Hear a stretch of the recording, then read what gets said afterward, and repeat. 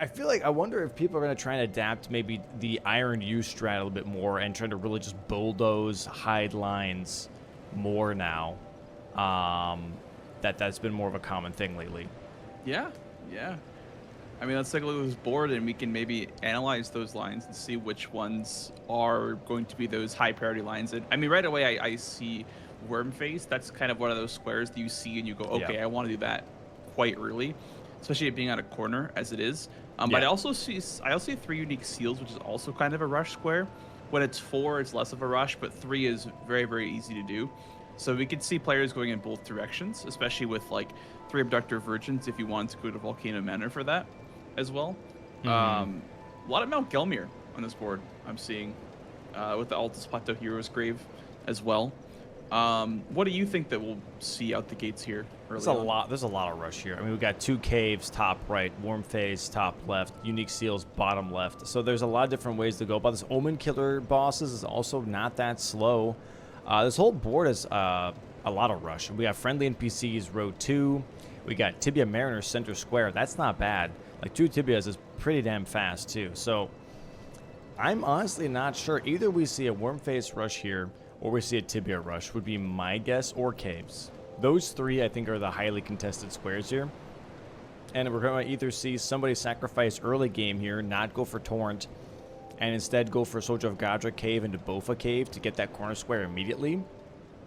Or they're going to immediately rush what I would think is Limgrave here, Tibia, grab that Sacred Blade, and then go for the Mountaintops Tibia or the Liurnia Tibia. One of those 2. But I think those are my 2 angles here that I could totally see happening. And you were mentioning the Iron U strategy of like prepping a line and just like being very sneaky about progression. And I think that like what's really, really important about that type of playstyle is that center square is very important, because center square opens up 4 lines. If you want to go in any direction, center square is the most efficient square to start with, just because once you open that, you can prep any of the 4 lines. And that's kind of why that strategy is so strong. I feel like it's because of potential center square rushes. And on this board, this is like a perfect example of, you know, you get center square, then your opponent has to block everything around it, and they might not have enough time to get every block by the time that you prep the line that you've chosen. And I'm seeing, honestly, like, column 3 is okay, row 3 is a little slow, but I think that, like, top left to bottom right diagonal is what I'm looking at right now. Mm-hmm. It's a lot of killing, but it's a lot of quick killing besides the trees, I would say. And then with the flash charges, a lot of that's in Altus. So as you're running through Altus for Wormface, you get some seeds. So there's a little bit of synergy there. So we'll see what direction these players go for. We're also already seeing a deviation as Raydans grabs the Vulgar Militia Saw, whereas Aggie is using the Greatsword. Also, he's starting with the Seal. Sword. Yeah, he has a head start seal. on the seal is definitely a nice thing, right? Especially because it's the claw mark seal. So that's the one that you get from Goronk here. And here we go, starting off. And we'll see immediately after the jump down if someone goes for Soldier of Godric or not for a cave. Because I think I feel like one of them might do it. I feel like one of them might go for the double cave immediately because it's being a corner and it kind of blocks it away that one diagonal. And if you don't get Warm Face with bad RNG, you still have the caves to block out that row 1. Like, this cave square feels really good. I think Aggie might also be looking at the I think Aggie might also be looking at the bottom left, top right diagonal with this seal start here. If he goes seals into tibias, that's very, very powerful opening play. I mean, I guess caves would be a nice, easy block for Raydans, but I think if you're already wanting to go for Wormface or something else in Altus, you're kind of spending a lot of time there. So by the time that Aggie gets like the seals with tibias, it's kind of an even race by that point. I'm really not sure. We're probably going to see rush early. What I was going to say is I'm not sure when players are going to upgrade. That's a big question mark in a lot of bingo matches, is when do these players want to upgrade? And some players go for it right away. Some players, they prefer to just be ahead of the curve on weapon upgrade, which is completely valid. I mean, it kind of just makes your mid game extremely fast. Like we saw Sirius yesterday in the base game with that weapon lead. He was able to just get square after square after square. And getting upgrades early is just a very valid way to play the early game, for sure. Very interesting here. Both making their way towards Kale here, grabbing the Smithing Stone 1, maybe checking the shop as well real quick just to see what's available. Oh, selling some pants. Selling his armor. Vare's Bouquet. Bouquet. Not grabbing it, unfortunately. Normally nice, obviously, if you want to... oh, Ray having a little bit of a hard time. Sorry, Dan having a little bit of a hard time getting out of here. There we go. Yeah, you gotta get on that lip and then jump out. Yeah. Do people check Kale more? I mean, I've not seen people really check Kale that much, but both of them doing it today. Yeah, I mean, I don't really do it because it's only one weapon check, but it isn't a bad check. I mean, it's like not that big of a time sink, and also you get the Smithing Stone 1. Ooh, Dan's going for caves here, by the way. Yeah, setting up the cave. I would say this is good, but I would say get Torrent before committing. Yeah. That way you at least have something to pivot out to in case you don't get it. Because if Aggie were to do the Soldier of Godric play, he would be beaten by that. So him getting the Grace, then moving on towards Gatefront is smart here, for sure. Yep.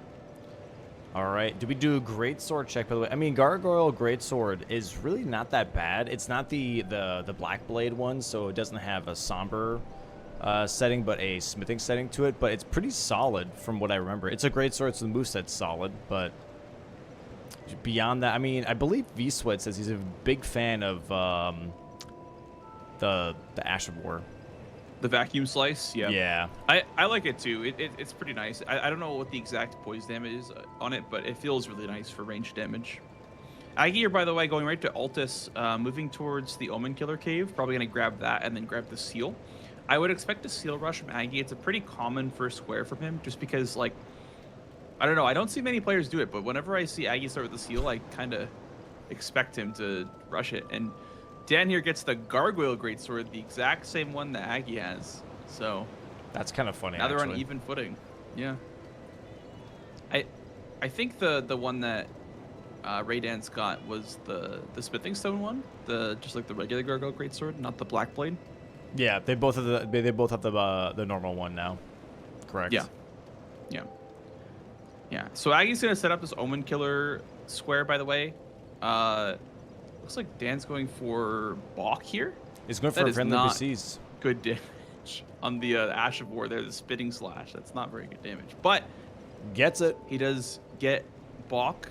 It looks like he's committing. He's committing to the NPC square. Interesting.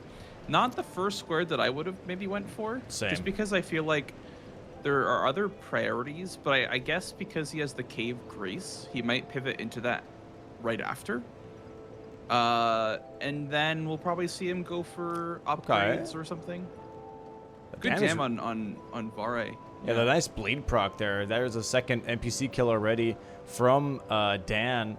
And I mean, honestly, I don't know. I don't mind this from Dan because he's like holding on to two caves a little bit, right? He's like, hey, I want to see if this lights up. And once I get friendly NPCs and it's still not lit up, I could go for it.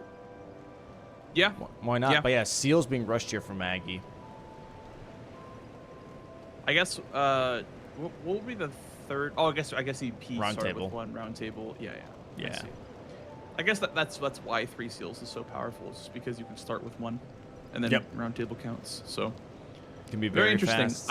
I don't think I see many players starting seals. Like I feel like Aggie it's kind of like a specialty at this point. I feel like I see him starting seals a lot. So yeah, he's gonna go back and buy the one from round table, and then we're probably gonna see him go for upgrades next, just because once you mark a square, especially a collection square, you're a bit behind the curve, and there it is. Boom. Looking at the potential options, pickaxe is a good option.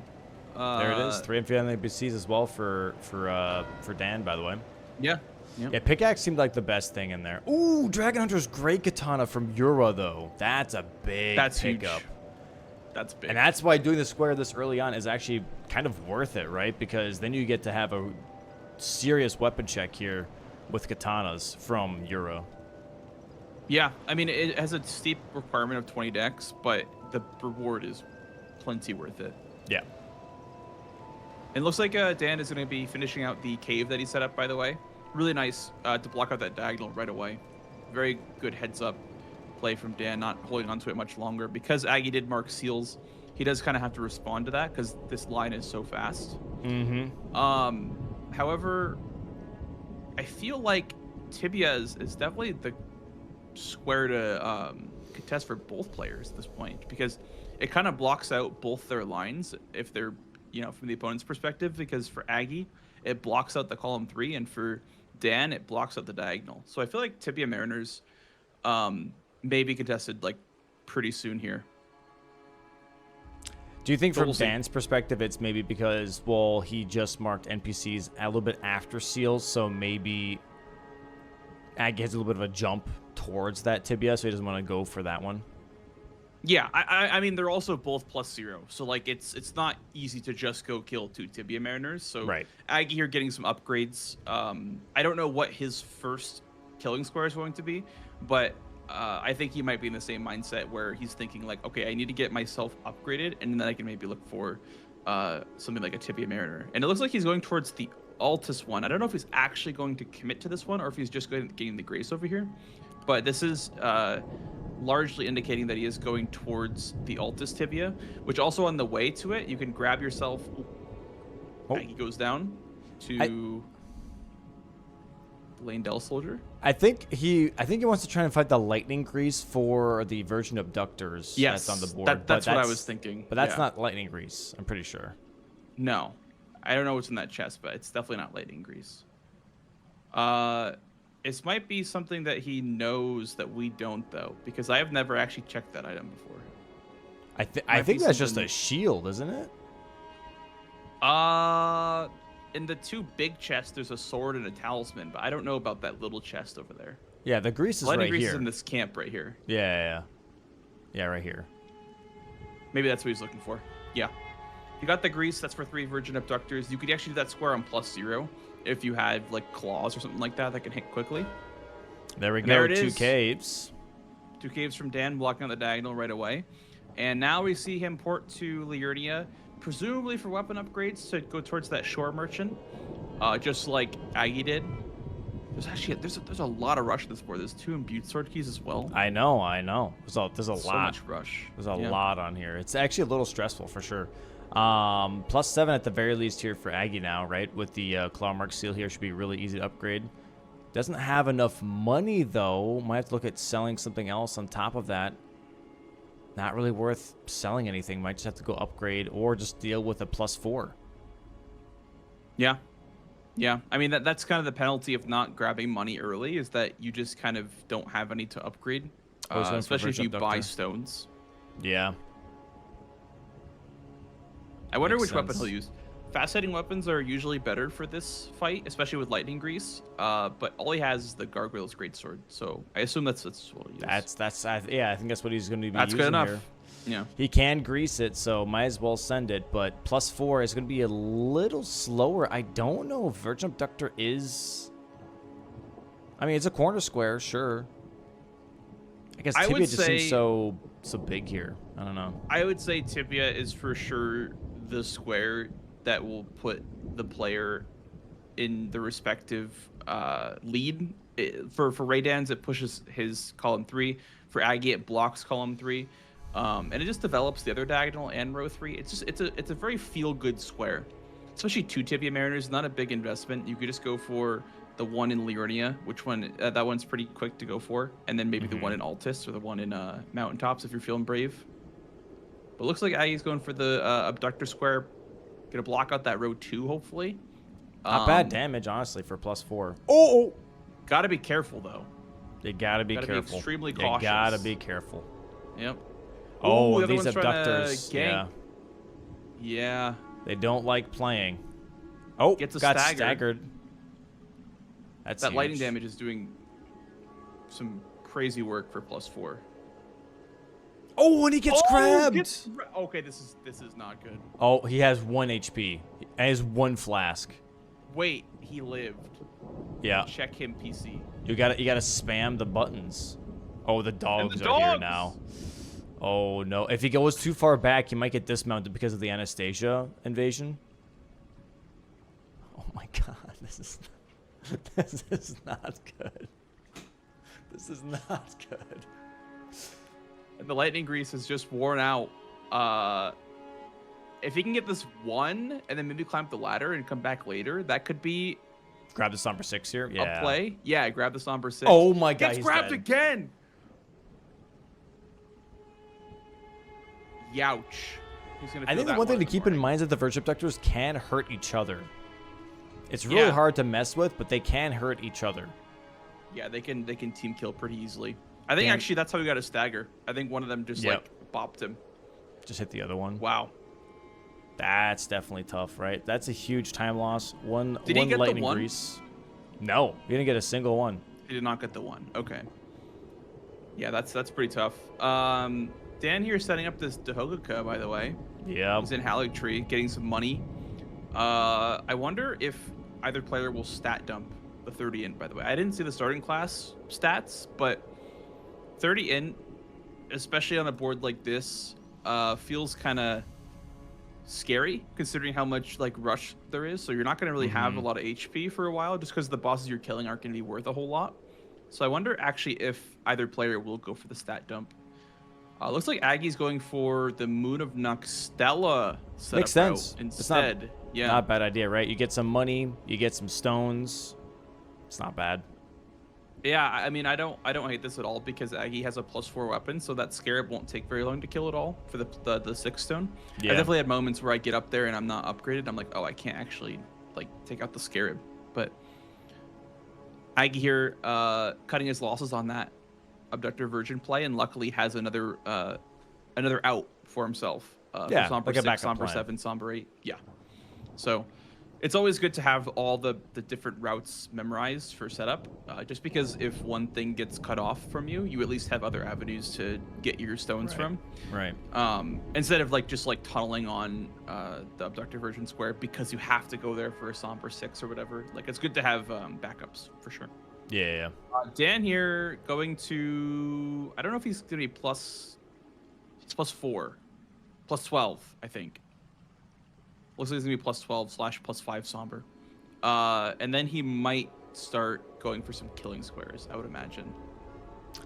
+5 Somber definitely is nice, especially 14 minutes in. It's not full upgraded, but +5 Somber is definitely currently more what Aggie has, which is just +4 smithing. So that's definitely going to help out with kind of keeping up the momentum of already having 1 square lead. Oh, the Somber 7's right here. Gotcha. There's multiple Somber 7s in this route. That's like probably the quickest one though. Yeah. There's one in like a chest by the Scarab, by the Somber 6 Scarab, but it's pretty slow. I do like Moon of Noxtella a lot more when there's Graven Ghost Glovewort Bellbearing 2 on the board as well. Yep. That's when this play seems a nice really, really synergy. good. Especially that, as well as Legendary Talismans is also a good synergy from that as well. And it looks like Dan is heading towards the Altus Craze that leads towards Lanciax, Godskin Noble, Wormface, etc. So he's basically at the point now with his weapon where he feels comfortable to take out some of these early bosses like Wormface. And I don't know if he's going to continue onwards, but he has the Dragon Hunter Katana for Lanciax. Yeah, I was about to say, this row 1 does look kind of nice for him. He could do some of that. He actually told me that he's been practicing the head tech is what he called it with Lanciax, where you just kind of sit by the head and just like attack it.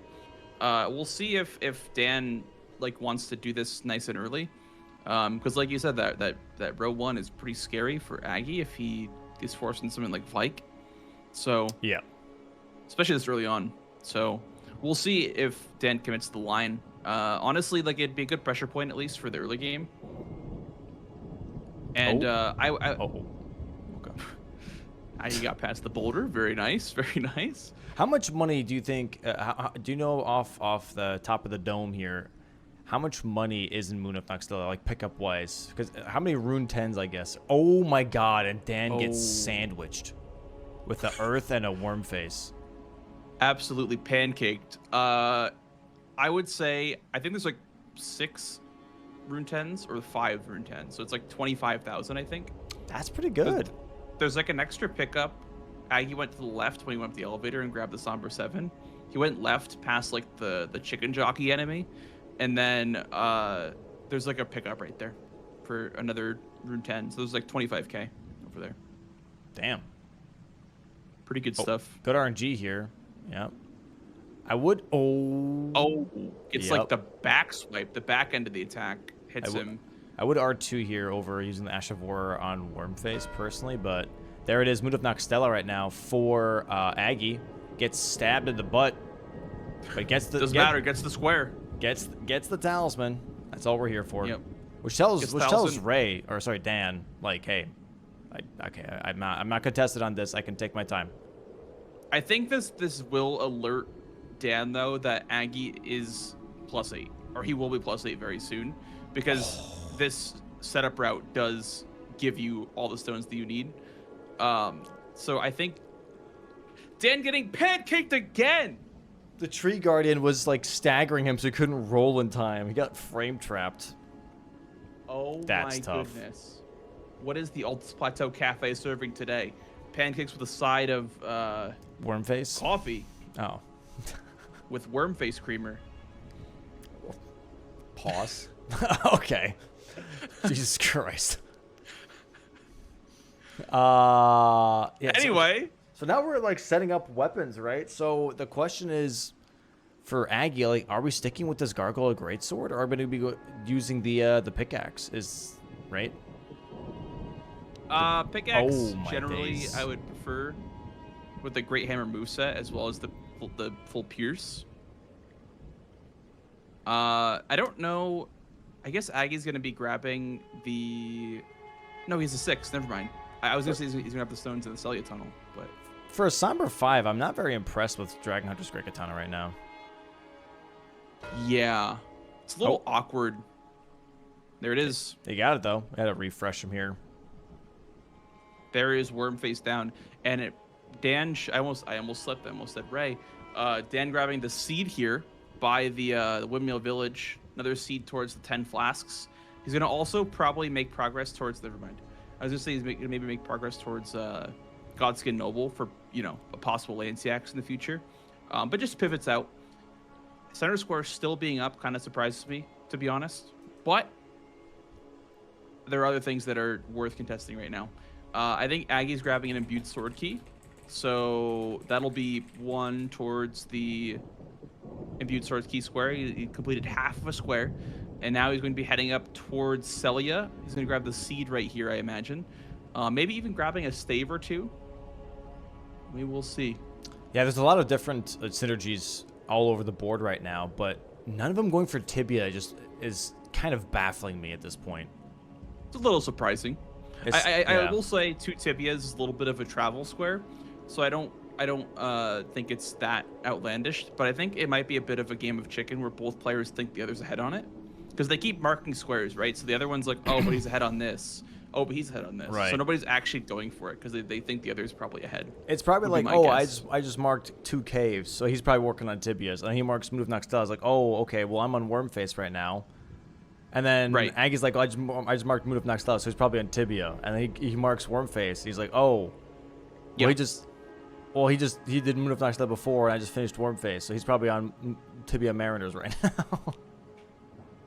Yeah, it's definitely there's definitely got to be like a moment where you go, okay, I kind of have to commit to this, even if I get sniped. Like, it's been long enough. I don't even think it's that big of a time sink, though, right? Like, it's not that crazy. It's not like it's Reichert's Great Rune or whatever. Like, it's 2 Tibia. Like, it's gonna take you 5 minutes, maybe. Aggie also got the Grace and Altus next to 1, so I would say he's probably in the advantage here for Tibia, because Raydans got the other Grace in Altus, the one by Wormface. That was nicely upgraded. Yeah. I think Dan's still rocking the +5 on the katana. Yep. Going downstairs towards Raydon here for Hitless Remembrance, I'd imagine. I guess it opens up gargoyles. It doesn't really open up a whole lot on this board. It's really just the gargoyles that it would open up for you, and then maybe gold free as well. I don't know if he'll mog right away with the money. 30 intelligence. 30 in. That's true. It is a bit of a double up. So there's that too. I would rather mog the money though, personally. It progresses the column 3, but also, again, it doesn't absolutely bloat your stat line to where you can't really level anything beyond it at this point. Yeah. Maybe if you had like health and steeple, it'd be worth it for 30 int, but... Yeah.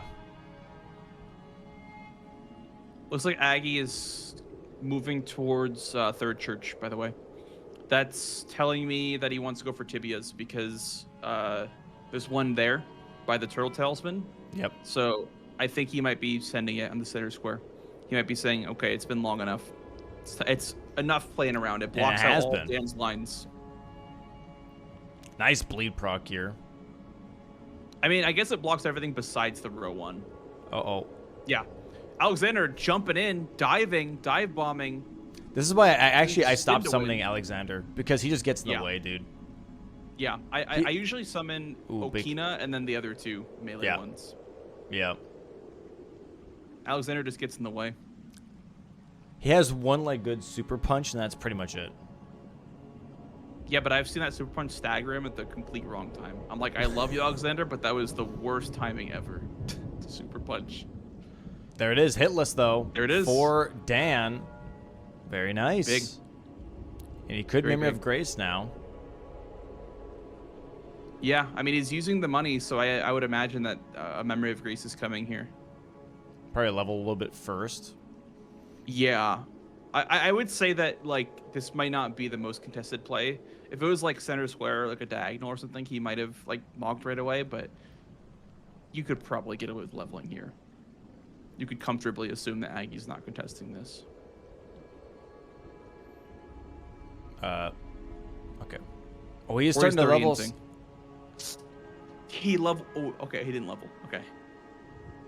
Why are we not mogging? Why 30 intelligence? 30 like that square is pretty much dead.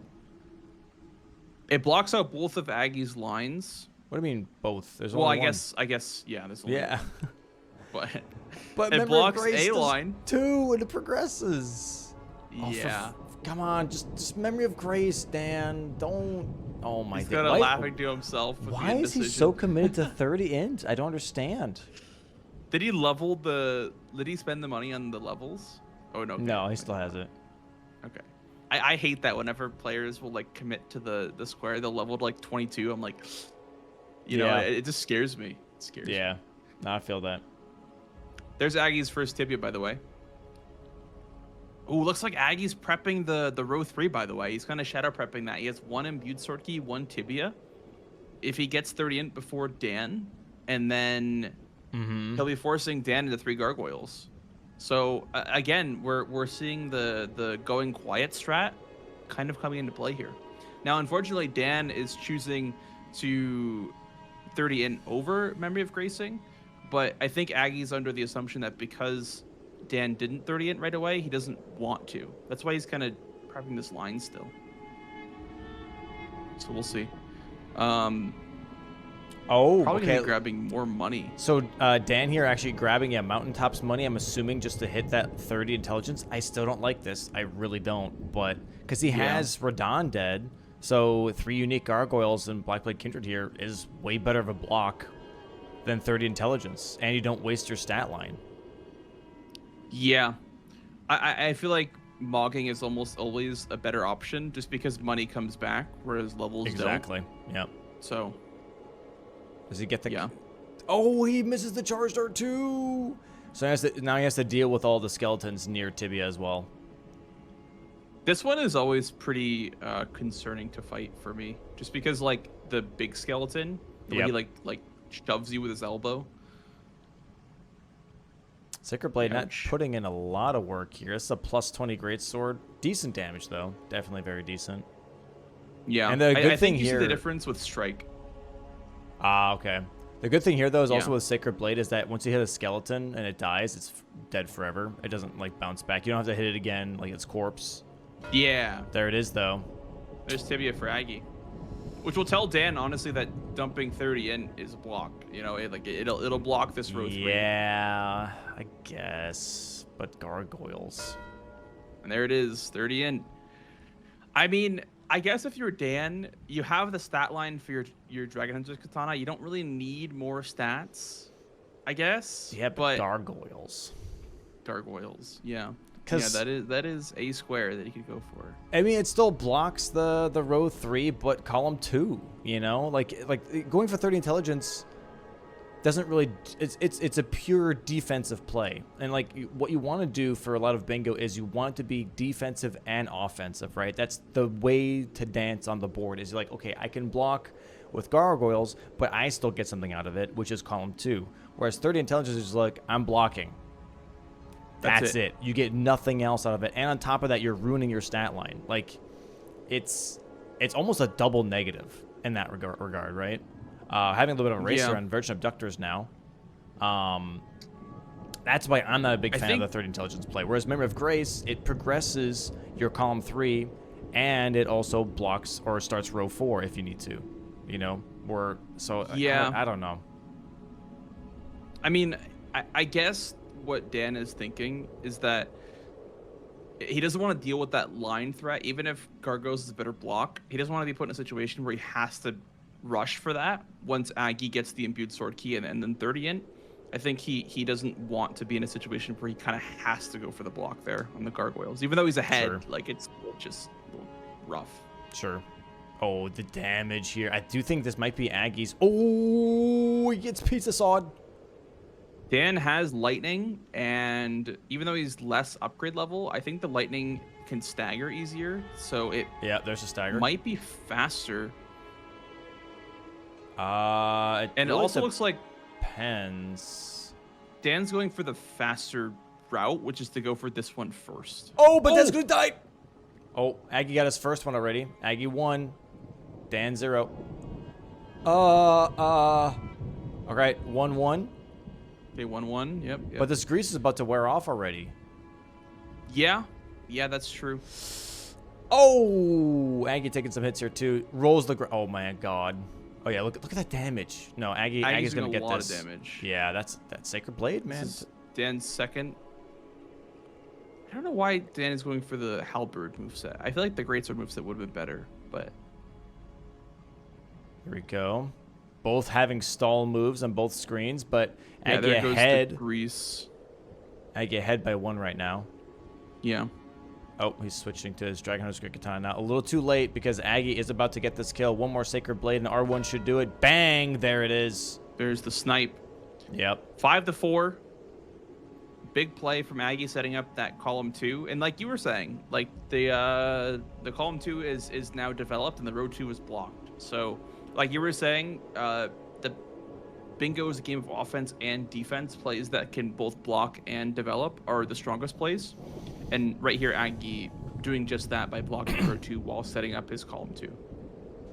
Back in Redmane Castle here, we're going to be doing a Crucible Knight Misbegotten Warrior duo. This blocks out this row 5 and progresses possibly column 4 progression.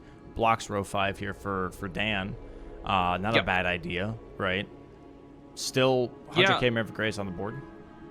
I mean, I feel like pushing this row 1 might be a potential prospect for Dan 100% coming here in the future. Like, he can go for Lanciax with this Dragon Hunter's Katana, and he knows that Aggie probably doesn't have this weapon because of the fact that he killed Yura for it. So he can kind of assume that he has a bit of a weapon advantage if he goes for Lanciax. So I really would like to see this row 1 kind of pressured a little bit more.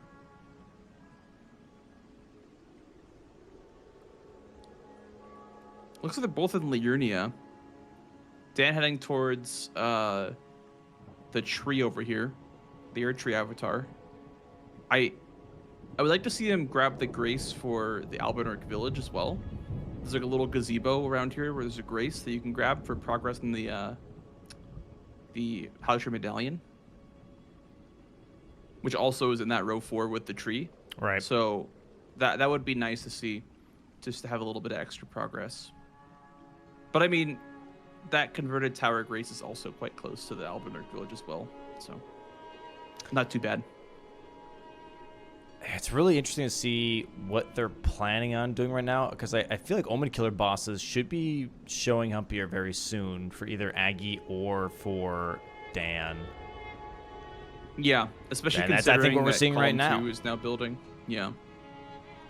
As soon as I say that, he does have the Grace, Aggie does, for the Omen Killer cave here. So that would be a nice column too. Vike, Goldfree, and 3 gargoyles. That's a pretty juicy column too. Yeah, interesting that Dan did not make progress towards the Omen Killer. I mean, we know that he's kind of behind on this because he doesn't have the Altus Grace, but I probably would have gone for at least the Grace in the Albinauric Village before going for this tree. There's no explosive physic on the board. There's no memory stones, so like this Grace over here doesn't do a whole lot. It's just 1 out of the 4 trees. So I'm unsure exactly of what his plan is here, but looks like he's heading towards Celia here for maybe a stave or 2, or Imbued Sword Key, potentially. Maybe he's thinking Imbued Sword Keys could be a contested square because of that column 4 with Lanciax, potentially, and he has Crucible Misbegotten Warrior set up. Could be big. Albus here takes a great sword to the face and gives up his Halictry medallion here, and we're gonna have Omen Killer about to meet his fate as well with the Gargoyle's great sword. Throws Kukri, pulls the aggro, very nice. And Dan still setting up here a little bit. We can see him grabbing Smithing 5s, which is he's just behind damage wise, right? So Dan didn't go up after the Abductor snipe. He didn't go up the ladder and grab the Somber 6. So he needs to grab these Smithing Stone 5s, which will get him past that Somber 6 threshold so he can fully upgrade. Whereas Aggie is already fully upgraded, I believe, at plus 20. Using Sacred Blade to kill the dog here. Makes sense. Yeah, and Dan now going for the Warrior Duo. Oh, there we go. Kukri kill on the first Omen Killer. Nice. Sheesh. Yeah. I really wonder about the sequencing here for Dan, just because, like... Oh my god, and Dan immediately dies. Slammed! He's like, absolutely pummeled. He's got to wake up. He's got to wake up. Wake up, Dan. Somebody needs to get him some coffee.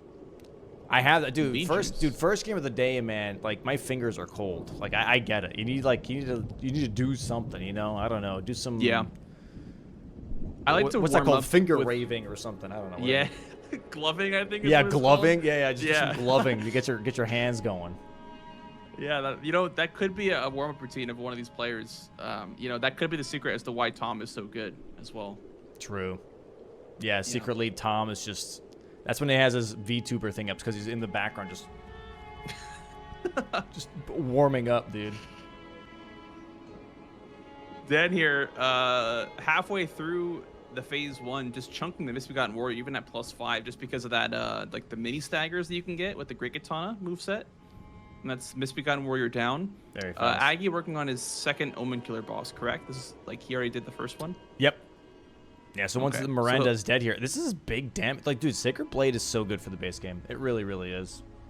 Sacred Blade is solid. Even if you don't go with Sacred Infusion, just the weapon buff itself is like just 100 flat damage or something like that. And there it is. Omen Killer boss. There's Omen Killer. This column too, man. It's starting to grow. It's starting to show. Looks pretty good. Indeed. Aggie finishing out, rounding out the weapon upgrade, or grabbing 50k for Memory of Grace. I don't know which he's... The 100k Memory of Grace looks really good. He's at 51k right now, so that Halictry 50k would be perfect for his row 4 now. Interesting. Yeah, he's got a lot of pressure points here. He's got column 2. He's got row 4 if he goes for Memory of Grace. Really? He's going for Somber 10 too? Yeah, Aggie's a big Somber 10 enjoyer. He believes that taking the trip to Halictry, if you can make an excuse to go for a 9, you can make room for a 10. So he's going to be going the streets here, because there's a couple of rune pickups here. And then also there's another Somber 9, I believe, on the ground. Right? I saw that. Yeah. It's like next to the Royal Revenants, kind of, yeah. I see. So, no, sorry. It's next to. It's like it's like with the there's a Putrid Castilian trio on the ground, I believe, with the Royal Revenants in the ravine of some sorts. I see. Yeah, right here in this room, I believe, or something. I think you just missed it. Unless I'm crazy. Because there's there the it is for 50K. Dan. Blocks out row 5. I think he might have missed it. Or no, oh, yeah, no, I guess yeah, he's going back. here. He's going back. Yeah. Here we go. There are so many Putrid Crystallian trios. Oh, what the frick? That's actually insane. Actually, the plot armor, the Rune Arc health bananas. buff actually saved him. That's crazy. True. That's actually crazy that he lived from the Rune Arc there. And now Encha's here.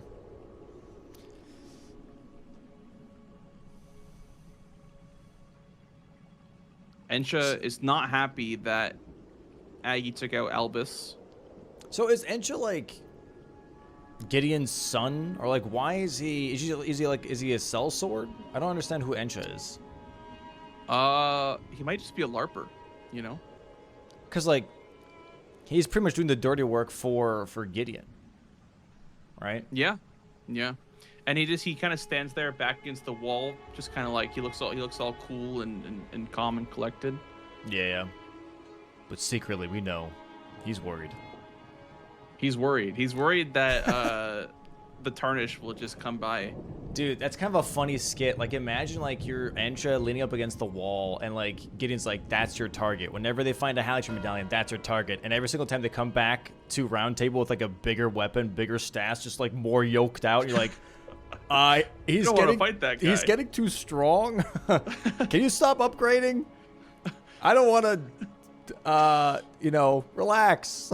Yeah, it's kind of absurd when you like, because you're supposed to encounter Albus quite early and like get that Halitron medallion shard early in the game, and so he's supposed to be quite menacing early. But when you fight him that late, you just kind of bonk him twice and he goes down. Dude, this row 4 is like juice. Yeah, it looks like Aggie's making progress towards the capital. Could do a gargoyle here as well. Not only that, but he could also do the sleeping golem from the capital. I've never seen anyone do that before, but I guess you could potentially make an argument for sleeping golem in the capital. Don't you like I don't even remember that route anymore. Do you head down towards the fake round table?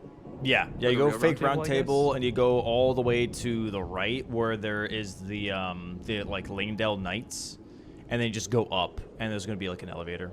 And there's a Virgin Abductor there too, I believe. Yeah. I've never seen anyone do that before. I don't know if it's worth it. I really don't. Probably not. It doesn't sound worth it. It probably takes longer than just running there from Limgrave. I think we're racing on sheep right now. Could be sheep, could be flasks, could be both? Lanciacs. Could be all three. All three in Altus. All the above. Yep. A little bit of sheep, a little bit of seeds. I do wonder though, I think Dan might rather go for flask because that would progress his column 4, especially with Lanciacs.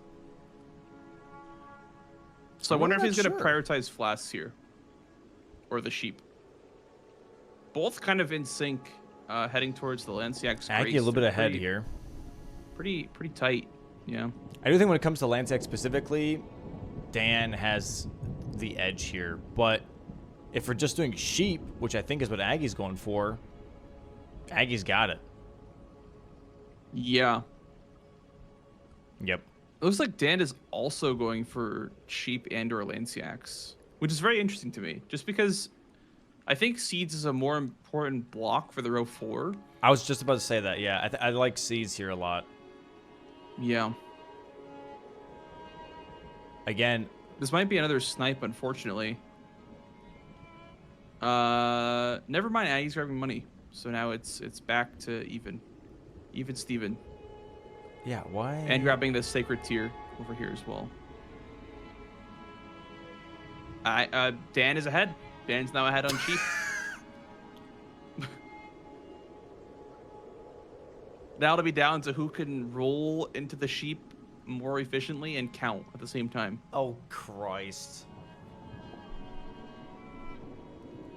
Okay, Dan heading Dan towards... doesn't have a Grey Stone. No, go they from both have Kale. Beefront. Go from Kale. Why aren't we going from Kale? Oh, Do yeah, the ruin Kale skip. faster. Yeah. The No, ruin they're both skip, going but from you- here, though. you Oh end my up- god. It's you end up actually just right a at the full-on sheep. race. Boss Wow. music. Boss music for the race. Now, if someone turns right and grabs Stormhill Shack, they're going to lose this race. Let's see it. Looks like Aggie's heading on the left side. Dan's going right, then turning to the left. Okay, both are going for sheep. Oh, cinema. All right. Absolute cinema. Aggie missed one. For Okay, one you for keep Dan. track of Dan. I'll do Aggie. Yeah. 2 for Dan. 1, 2, 3, 3. 4, 5, Oh. 6, 7, 3, 4. 8,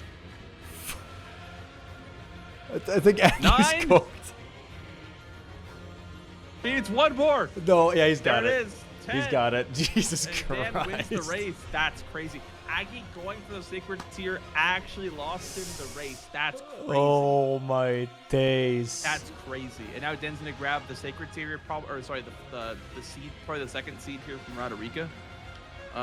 And then he's also gonna be ahead on flasks too, I believe, just because he went towards Wormface and then also went towards the catapults in Altus as well. So he's got a big head start here on flasks. He's no, I don't know. I think Aggie still has a head start because he got the 4 seeds in outskirts. Oh, I see. Yeah. That's a pretty big golden seed advantage. Yeah. Looks like Dan Vike? is back in the mountaintops. Or He sees Vike, column Alchemy 2. Medallion. I think he wants to do Vike. He might lose seeds. He might lose his bingo threat here. I guess he's gonna lose anyway. Row 1 sword keys, but I think he wants Vike row for 1. the column 2 block. Row 1. I think he wants He Vike. doesn't know that Aggie's next to Lanciax. Right. So maybe he's thinking maybe I can just push row 1, and I think once Dan gets Vike, Aggie's gonna pour right to Lanciax. We're gonna have Lanciax race. Potentially. Or no, what's going to happen is he's going to get Vike, and then he's going to do a Catacomb or 2, and then Aggie's going to go for Lanciax, while Dan goes for Catacomb or 2. I could totally see that. He's setting up the Bingus, and then Aggie, because he doesn't know that Aggie's right there. I don't know. I feel like sheep being the race there was kind of crazy because flasks is the better square for both players, but I don't know. It just seemed like the play at the moment, I guess, because Seas is on the way, and they're like, well, if I'm already here, I might as well do sheep. Right. Oh, I already have the Ash of War. I might as well just do the Lanciax. square, you know? Yeah. Oh, decent damage. Decent dam, yeah. I mean, that was a fully charged, never mind, the stabs are doing just as much as well. Just has to play it safe here. Yeah. I feel like Vike is a lot harder to fight with that Dragon Bolt Blessing active. Why?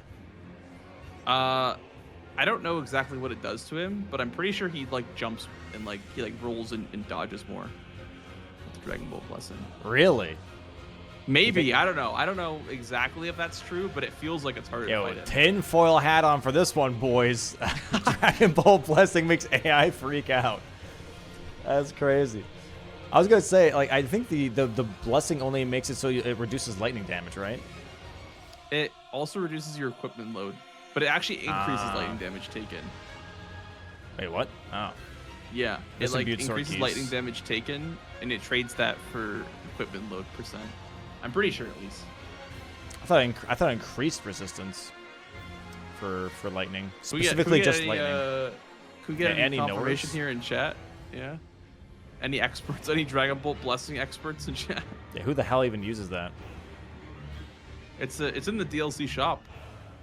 Hyperion one time told me to try it out. Good fight so far here from Dan, though. I don't think he's taken a single hit. Staves right now from, by the way, Aggie here.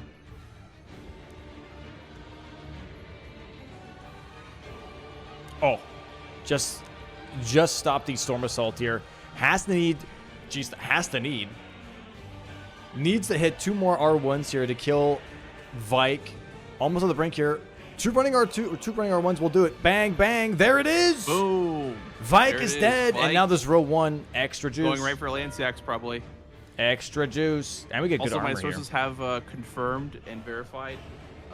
Dragon Ball Blessing is Let's Fight Armament plus light load plus increased lightning damage taken. Thank you, sources. Thank you. That is so random. Then what is he look? So the red lightning makes him take more lightning. Yep.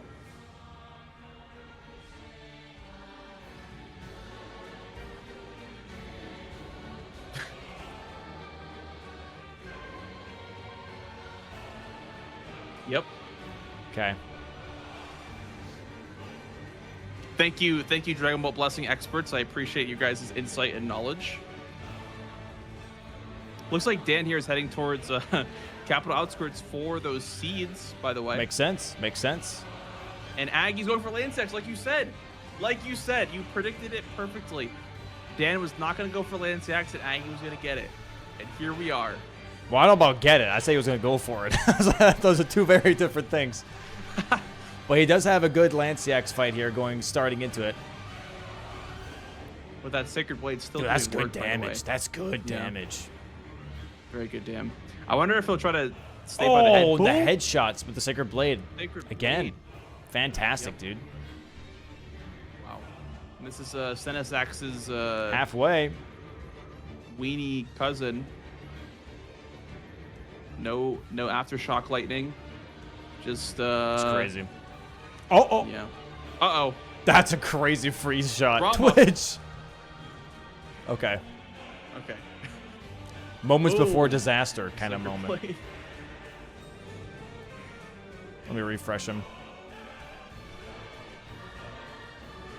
Dude, the Sacred Blade. That's doing so much work on the head. That range it's damage chunky. is crazy. He's got it, dude. Really good fight here from Aggie, man. Really good fight. Dan's probably going to be thinking to himself, Bang. like, how the heck did I just lose that? I don't know. He kind of nodded there for a second. So I guess he was expecting to get blocked regardless. Yeah, maybe. And now I think we're in a full majority game. Yeah. Looks like it. We're in a full majority game with that block. Full majority game. 8-8. And I think I would fully tied up. I give a bit of favor towards Aggie just because he has progress on Staves and Hero's Grave. And I guess he is also near the Holotree Medallion as well. Or was that Dan that grabbed the Holotree Medallion? No, that was Aggie. Yeah, so I think he has a bit of priority on some of the remaining squares. But Dan has capital priority for gold free just because Aggie's not killed a single Great Rune. And he's going to get probably the flash charges. There it is. So 3 staves here for Aggie so far. Just needs 3 more. I'm gonna grab the int tier here, I guess. it's the Faith tier. The faith tier, sorry. Yeah. I'm not sure exactly what that would be for, but can never hurt. Never hurt to have too much faith. No idea. Heading towards the tree, by the way. The tree boss here, that also Catacombs? Golem as well, and a catacomb. So yeah. Huge region of squares here for Aggie. There it is, Sacred fast Fast Charges. However, that row, the column 4 is blocked, so that does not progress anything. Unfortunately. It's a majority game. You might as well just take the stuff that you got, you know? Yeah, for sure. And here we go. I think we might have a little bit of a race here when it comes to Catacombs and Erdtree Avatars. Dan currently now also in Weeping Peninsula as Aggie's getting ready to level here. Going to go for that first Cemetery Shade here in this Catacomb. Maybe first go for Erdtree Avatars, but also Sleeping Golems in the Weeping Peninsula. Yeah. It seems like a very strong region to be in right now. For sure. Oh. Dan hits the skip first try. Going for the tree right off the bat instead of grabbing the Catacomb Grace. I mean, he might go for Sleeping Golem right after, potentially. Yep. Kill the Avatar, then go for Sleeping Golem. Looks like he might be... The problem would be that you're losing the progress in the Catacomb. But I guess if it's a race, then... Tree time. Boom. Doubles sit down from both of them. Take a seat. Very nice. Speaking of seats, What are we at for tickets, by the way? We're sold out. Completely sold out? We're completely sold out. 400 seats. 400 seats for the finals. Absolutely sold out. And this fight, what a breeze. All bark and no bite from this tree. Going straight for Sleeping Golem right afterwards. Both players in sync going for Sleeping Golem. Let me double check. I'm pretty sure we're sold out.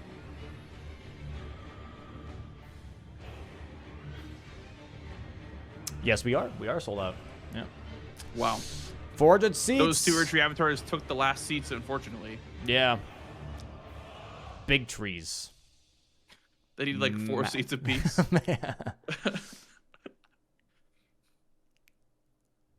All right. You have someone dressed up as an Archery avatar. I think Aggie wins this purely based on the fact. Never mind. Okay. And he needs to climb up 2 ladders now. Yeah. Youch. I was going to say he's going to win this because his weapons R2 is so nice. Also, I'll point out he grabbed the Faith tier because he's using Sacred Infusion on his Sacred Blade, by the way. True. So I guess that's more damage for the future squares. I just now realized that. Dan's skipping the Grace as well. I mean, I guess if you know you're in a race, that's, you know, a good idea to skip the Grace. Possibly a race, yeah. Nice charged R2. One more should do it. Nope. R1. Oh, he gets the stagger. He gets a stagger before Aggie's even in the fight. Aggie's more upgraded, though, so it could be 1 lesser post. Depending on how quick he can get it. I don't know. There's the second knockdown. Will he get the bug? He will not get the bug. It's Dan's. Dan's got it. Bang! Yep, Dan square. Wow, that's a big snipe. That's a really big snipe. Dan needed that because he's kind of behind on other squares. Oh my god. And now Aggie's trying to get himself out of combat so he can just leave. Dude, all because of parkouring, by the way. Yep, all because of the like not getting up on the second rung of ladders. God damn. And then Dan right away porting towards the Road of Iniquity, potentially going for the Hero's Grave, which, I mean, even though Aggie has progression towards this, it might be a bit of a bold move from Dan saying, like, Aggie's not going for this right now. There's other things to contest in the board. So, Staves. Oh, shaking his head completely. He's out. Oh, he's going for the Urtree here. Makes sense. He wants to do more Urtrees. Nice Grace pickup here actually from Dan, but also Aggie going to be closing out on Staves here in just a moment, going for Top's staff into, I'm assuming, just any 6th staff here in Liurnia right afterwards. So it's going to be 11-9. Although Urtree avatars, it's 4, so that's a lot. So we might see a lot of trees. Okay, this is going to piss me off, and I know chat's going to be like, Dom, not again. But look at this. Memory of Grace and also 30 Intelligence on the board. We have 4 unique Urtrees. You know what I'm going to say. Where's the Consecrated Snowfield avatar? Where's Consecrated Snowfield avatar? Yep. I was already thinking it before you even said it. Especially when there's a physic on the board. You want to know why? Good for Aggie, because he has the physic flask, so we can get the Thorny tier as well from the Consecrated avatar. Ridiculous. Yeah, absolutely bonkers. We should be seeing more. I feel like that avatar is a bit underutilized still. It is. It genuinely is. There's 2 avatars here now for Dan. Aggie here making his way towards his 6th staff in Limgrave. Going to be grabbing the nobleman that's just walking around. The nobleman. Also progress towards... Great impression there. Thank you. Progress towards the underground if he decides to grab the Selen Grace or the Achillic South Grace. So that'll be progress for underground for gargoyles as well. Dom, I want your opinion on something. So a chatter brought this up to me during a practice match. Consecrated Snowfield avatar. That's my answer. If there's 3 gargoyles in the board, would it ever be worth it to not go downstairs and instead do the Forbidden Lands for the BBK down there? 6 tips, by the way, from Aggie here, 10-9. I've done 3 Gargs BBK by doing BBK into the 2 gargoyles in capital.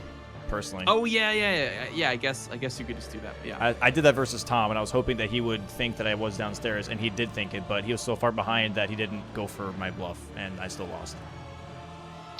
My plan was too cooked. I guess the only reason why you'd ever go for the one down there is if there's four gargs. You don't want to go underground because you can do 2 BBKs than the 2 regular ones. I mean, if Morgoth's Great Runes on the board, you could consider. You need to kill Morgoth. Yeah, you need the rolled medallion to go there. So it's a little. You don't need the rolled medallion to go there. To where the Forbidden Lands? Yeah, because he's right before the thing. You don't need the rolled medallion. But you need to kill Morgoth to go down there because there's like a seal. I think you can't leave the capital until you kill Morgoth. Possibly. He's doing it. Dan has read the scripture. He has ascended. Dan here going to be picking up the Giga Avatar that gives like what 180,000 or something like that. So big money for Dan. Thorny's here as well. Yes, sir. 4th tree. I would like to see this a little bit earlier as just like a power money play. Yep. Just because you can leverage that money a lot early on, especially if you have a weapon that has a steep stat requirement or something like that. So great to see it now, but also would have loved to see it earlier. Aggie here in the Hero's Grave as well. Running through it right now. Do we get there in time? Low on stamina. Okay. Does he know? Drinking the physic already. Okay. Does he have the backstep tech? I still am not very good at this. No, he I'm does. Not very good either. God damn. Very good. I wish I was like I can do it, but like way slower. Yeah. Yeah. The problem is that like you have to flick your stick backwards. Like it's a really weird timing. Dude, mine's very much so slow paced. It's like 1-2 buckle my shoe type of pace. Like I have to like turn around, do it. All right, turn around again, do it. Yeah, you have to. Oh my God! Dan gets one shot. Absolutely pummeled by the consecrated avatar. That's tough. This was not the weapon of choice that I would have chosen for this fight, unfortunately. Aggie, you're going to the Red Wolf fight as well. We'll see how fast this one goes because he'll probably have it done by the time that Dan chooses or finishes his fight, and so Aggie will have the first move in the next square. Sacred Blade, man. Don't sleep on it. Don't sleep. Oh, kinda cooking. Bark, bark. Especially with that faith tier. It's great. Bang, and there it is. This should tell Dan that he's got time. Yo, me when I got time. And hopefully, if you're Dan, Aggie goes for the consecrated snowfield. Uh-oh. Interesting. We could be seeing Holy an shit. Avatar race here. No way. They are both listening. Has been fulfilled. Mm-hmm. Both players now going for the Erdtree Avatar here. Dan, however, is ahead by 2 Erdtree Avatars. Mm-hmm. Beyond that, we have Catacombs, Haligtree Medallion half, Gargoyles, which Gargoyles Dan does have an advantage on right now. He does technically, yeah, because Aggie has 0 Great Rune progress. So for the one in the capital and also the ones underground, he has priority. Yep. Oh boy, oh boy, oh boy. Nice rolls here from Dan, taking his time here. Yep. Especially if he just marked a square. You know, you got time. So just patience.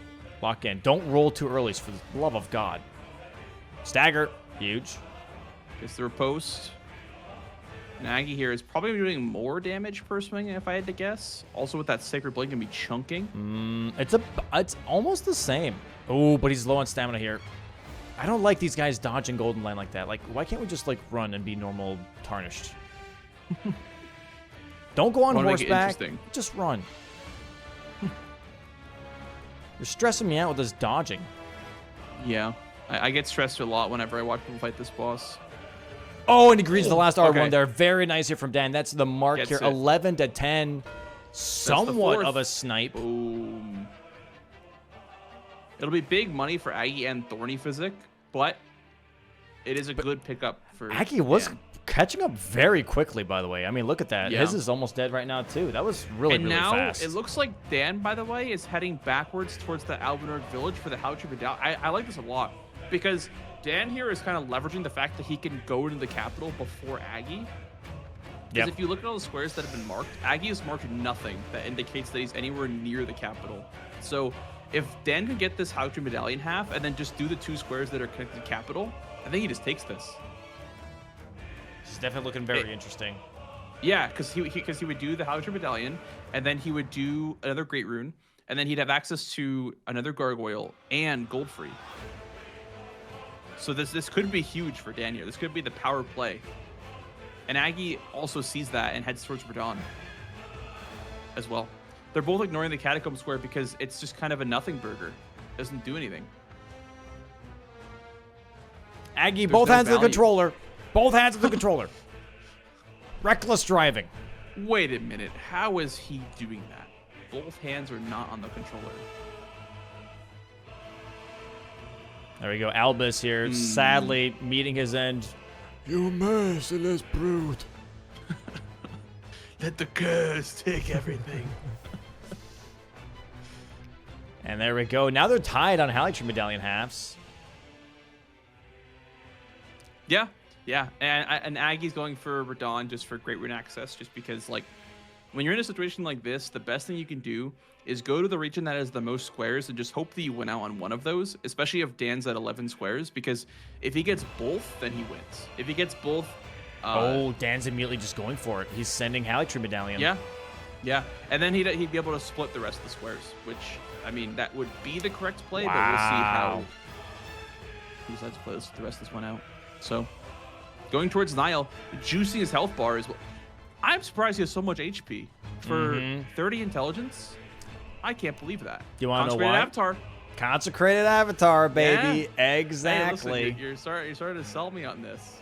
Dude, it is genuinely just a good thing to go for. Yeah. Lots of money. Lots of money here, for sure. And here we go. Going to be dropping down into Niall, also Radahn at the same time here for both players, getting ready to do some of their final fights on the base game board. Currently 11-10 for Dan, holding on to his lead here. Commander Niall waving in the troops. Oh, like, kind of a sad lore for Commander Niall. For any lore not knowers, he sacrificed his leg to Godric the Grafted to keep his men as a general. You see, these are the spirits of the men that he's protecting. That's why he's got a lightning leg. It's because he gave his leg to Godric. As like an offering? Yeah, as like his allegiance kind of thing. I see. Godric just collects legs, I guess. Have you seen Godric? Himself. Yeah.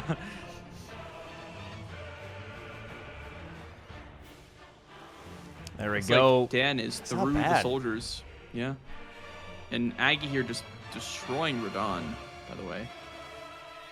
Sacred Blade, dude. dude. Very, very quick here. The only faith tier. The only problem with, like, Dan fighting Niall with this weapon, by the way, is that the Dragon's Katana is slash pierce, and Niall is resistant to slash by quite a bit, actually. But pierce not, right? But more so slash. Yeah. There we go. Radahn phase 2. Oh, Dan gets tagged by the ice. And there we go. Dodges that last part, though. Very nice. There is Radahn dead for Aggie. Doesn't have capital access just yet. Big. But does get the kill here. I do wonder if Aggie will pivot towards Commander Niall after this, because he has the first half already. He might, and if he does, he might be in for a rude awakening, as Dan's already working on it. Halfway done with Commander Niall here, working towards possibly another bleed proc in just a moment. Oh, gets tagged with a lightning. Okay. One more lightning kick. Watching this fight is always so scary. Even though he has so much HP, stagger! It's always scary. Big stagger. Probably goes to second bleed proc as well. Aggie's going for Godric. All right. Going for Godric. We want the capital access. Bleed proc here on Niall. There's the big bleed. Couple more hits. Oh, takes the backswing to the head. He has no more flasks. He's got back out. Dan is out of flasks. Dodge this ice. Very nice. Do not go for a swing. Nice. Goes for the Ash of War range instead. attack. Oh my god, he gets hit by the storm. He's got no HP left. Him again. He's got to hold on to this 1 HP. He gets stabbed in the head with the hilt. Absolutely poked in the eyeball by the hilt of the commander's standard. Wow. And the Margit gets melted by the Sacred Blade here. Absolutely melted. Put in the furnace. Yeah. Wow, that's so sad. Whoever melted, dealt it. Oh, and he misses the tree jump. And there goes all of his money. I don't think he had any money. But... Oh, and the bird's just checking saying on. hello. Yeah. Hello, bird. There we go. Capital access here for Aggie is going to be huge as he gets access to more gargoyles and also gold free. That would be 12 squares. Catacombs, no one's done zip on that. Both players have yet to touch a catacomb because they... Oh, and there goes the tree skip one more time. Oh, my days. Oh, my goodness. Dan, you got to lock in. That is really tough. That is really, really tough. The bird again coming over to check on him. The bird's like... People keep falling next to this tree, dude. Falling? And Dan working on his Jawser size there while he's making his way back towards the Nile skip. Okay. We get to that time. Very nice. There we go. All right, there we go. There we go. Nice. Okay, cool. Dan back into Castle Soul. Aggie here working on capital access for that gargoyles and the gold free square. And I really wonder if Dan, if he gets this Hydra Medallion half, just goes for catacombs right after. Because he knows that like it doesn't have synergy. So it might be the perfect final square for him. I don't know. For Aggie, Gargoyles looks really good here because he has Raydans dead now, but also he's got the Third Church of America for BBK access for immediately afterwards. Mm-hmm. I like that. Well, also, if he kills Godric, he doesn't have to go in downstairs because he'll have the one in the capital after. Oh, nice. Nice Wow. listening from Dan here. And as soon as I say that, oh, my days. Okay. Gets the backstab. Gets the backstab. Has to be careful here, though. There is the possible frame trap. Okay. Godric here ready going to phase 2 here for Aggie. Those flasks are +0. Holy schmoly. We're chugging it like crazy. I just love the contrast of, like, Dan and just at war. And then Aggie's here just, like, two-shotting Godric. Yeah. Very funny to see the contrast. Very, very different fights. There it is. Godric down now for Aggie. He's got capital access, has access to gold free, has access to the gargoyles in the capital as well. Dan here trying to complete this one hell of a marathon of a fight here. Nile and his spirits. God, this damage is not that great. Here we go, though, Dan. Really isn't. We're down to 3 flasks. Make it count. Nile getting ready for phase 2. Psyching himself up. The Man of Storms. Oh, he Storm keeps getting right stomps. into range. He's got to respect Nile here. Crouch. Yeah, he's really got to put some respect on his name. And they oh, here comes the stomp. Nope. Okay. Okay, he did not end up going. There it is. There it is. There's like a nice like rhythm that you can get into with this fight, but unfortunately he's not getting the loop. There it is. Storm attack. Back that I would off. do it, Just ideally. back. Also, keep in mind that Nile slowly moves towards you in this attack. Right. Yeah, And the it's that spin Frost moves. AoE is getting closer and closer. Yeah. There it is, though. Might get a Yeah, stagger I here. like the crouch pokes. Yeah, crouch pokes are the way to go. Bleed because he's a lot proc. weaker to pierce. There's a stagger right Boom. afterwards. Very nice here. Very nice. Aggie makes his way towards Capital. Golems shooting giant arrows to try and stop him here. We'll be fighting DTS in just a moment. The +25 Gargoyles Greatsword with the Sacred Blade. Dan making sure Dan he there gets went these for a dodges in. Risky hit. Nice poke R1s in between. Good pokes. Here comes the Youch. Storm. Yep. Okay. Should we get another stagger here soon? I Backhand. get so nervous watching him fight this boss. Storm Stomp. No! Oh, he gets they a cancel stagger, it. though, right in time. Gets There was the bleed proc. proc. DTS here getting melted by Aggie, though. Charged R2's coming in left and right. And there it is, the transition here for DTS as well. But another stagger is on their way. No, Aggie takes an overhead hit. Nile here, one hit away. Oh my God, he gets it. Oh my God, he's gonna get it. There it is. That's Hydra Medallion for And now Dan what do in you just do a for moment. Dan? Aggie gets hit by lightning. Another one. And there it is, stagger here for Aggie. Gets Yes. past DTS, capital time. Yeah. If you're Dan and you don't see Hydra Medallion light up for Aggie, I think you have to assume that Capital is no longer safe. There it Yeah. is, Hydra Medallion. Catacombs. You have to Catacombs. assume that Capital is no longer safe just because it's been so long. So I think you just have to go Catacombs here. Looks Yeah. like Dan is going for Capital access. Going to Stormhill Shack. Yeah, he's going for... No, he's going for Godric. He's going for capital. Ouch. This is scary because so much time has passed that Aggie's been able to actually catch up and get into the capital. This Very, is very bad. scary. This is so bad. This is bad. Wow. This is definitely like the danger zone of getting sniped for sure. Like when you spend a long time on a square and you have quote unquote priority on a square and it gets to a point in the game where there isn't many things left to do. If like 10 minutes passes and your opponent's not marking anything, you just have to assume that they have made progress on the thing that you are holding prio on in the time that it took for you to go for it. So it's just like, it's really hard to make the call to go for Godric here just because like you have to assume that because these two squares are remaining and they have synergy that Aggie would obviously want those because he has to get those to win. An hour and 13 minutes into this match. We only have 45 minutes left to play before the timer hits 2 hours. We're not going to get there anyways. But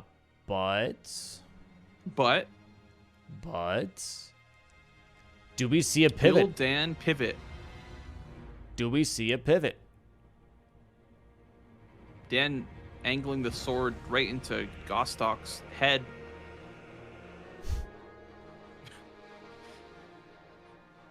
Just clipping through there a little bit. No, he's not pivoting. He's unfortunately committing. Maybe after Godric, I don't know. Because he's going to see Gold. I think once he kills Godric, Goldfree is going to be marked. Yeah, and then he's going to know that he can't do that. But then And if Aggie then- goes for Catacombs and then goes back for Guard... We might have a This could race be on a- Valiant Gargoyles. Yeah, maybe. But for Aggie, it's going to be Capital Gargoyle, BBK. 13. I feel like that would be the play for... No, both Aggie players, needs to get though. all 3 squares right now. He needs to get Catacombs and Gargoyles and Goldfree. Oh, shit. Yeah, this is going to be tough for Aggie to win Yeah, this. that is one hell of an uphill battle. He needs to make, like, all the right calls here. And I think he's making the right call by going for the capital. The problem is that Raydans could be just in free Catacombs. Big damn. Right now. So Charged it's just R2s. really hard to make that This call. Gargoyle sucks to fight in this arena. Can't even get proper footing. Yeah. Exactly. I And feel there's like- the stagger, I feel like though. none of the Gargs get proper footing in their arenas. Can he get the riposte? He can't get it. That's why this He one can't. sucks. It's the Elden Ring special. He does get good damage in here, though. Already 2/3 of the way done here with this fight. Goes for another charged R2. One more charged R2 should do it. This Gargoyle going for the Does triple. big AoE. Boom. Slams it, but then he ends up getting the dodge. There it That's one is. Gargoyle. One Gargoyle Oh, he's for pivoting. Aggie. He's committing to Gargs here. He's committing the He's gonna Gargs. do Gargs first. Gargs first is smart here because you don't. Dan just marked Hydra Medallion, so you can maybe assume that he's not head on capital anymore because you're Yeah. in the capital. I think he was like walking in the capital when Dan marked Hydra Medallion, so it's just you got to make that call. You got to make those big plays when you're behind by 2 squares. Catacombs would be the right play here from Dan. Super move from the Gargoyle. Aggie dodges it just in time. Charge R2 is coming out right now. Should be getting a stagger. There it is. Bang. Gets the post right afterwards. And Godric is dead here as well for Dan. Dan now has capital access, just needs to kill DTS. Jump attack here from Aggie. Cancels out the attack. Second Gargoyle is down. Now BBK. Are we going for on the agenda? Aggie teleporting back for a catacomb. He's setting up all 3 squares in a way. Mama. And then he's going to go bang, bang, bang. Oh my goodness. This is going to be... And then Dan is going for capital. Oh, this is crazy. I can't even believe my eyes. Oh boy. Oh boy. I have a feeling that Aggie's going to get nervous and he's going to go for gold free. And then he's going to snipe Dan on gold free. I have a feeling that he's going to go for a couple catacombs and then he's going to be like, okay, now I have to go for gold free. Does he have 2 catacombs worth of time, though, is the question here. I think he has like 1.5. So he could do one full one, and then he could probably pull a lever in the second one. Potentially. This one's very, very short, and then he also has the Cemetery Shaded Limgrave set up as well. Yep. So he might do that second one before. Sacred Blade's going to cook here, too. It's going to one-shot both of them. Yeah, I guess that's a really good point. Wow. Very interesting. We'll see. We'll see how fast this goes, because if Dan has a really good DTS fight, I don't know if he will, to be honest. We'll see. I feel like his upgrade level is Somber 8. Very underwhelming.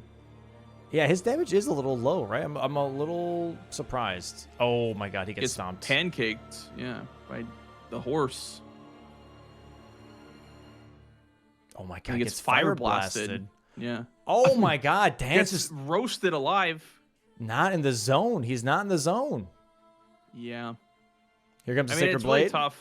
Nope. When when you die on one boss, it's really easy to just like kind of lose that confidence and die more.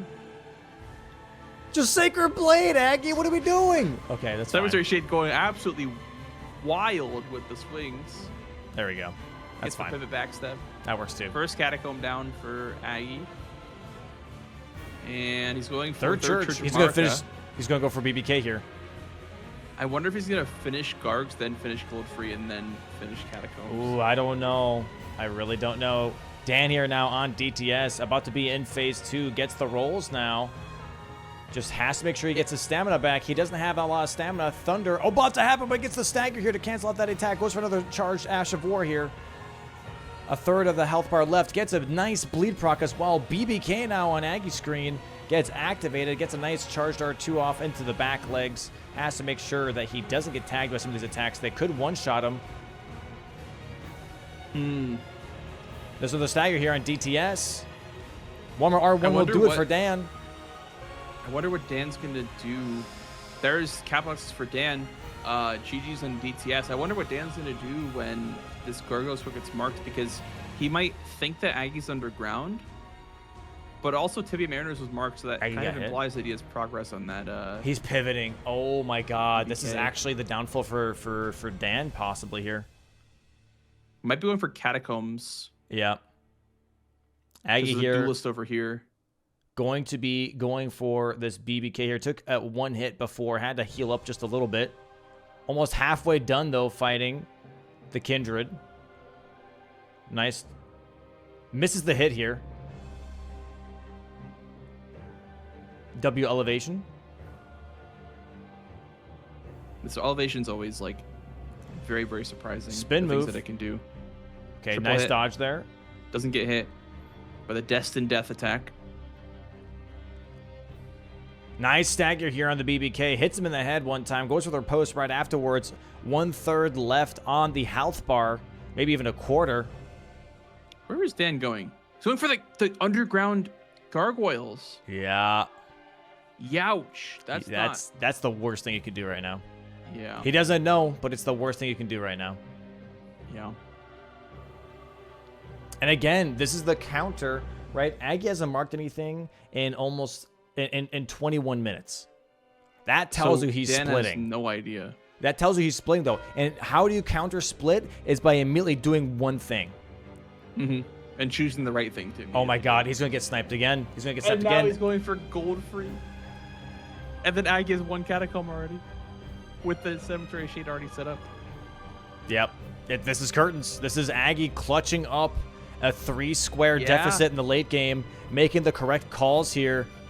And Dan just following in pursuit, thinking he's ahead, but he's not.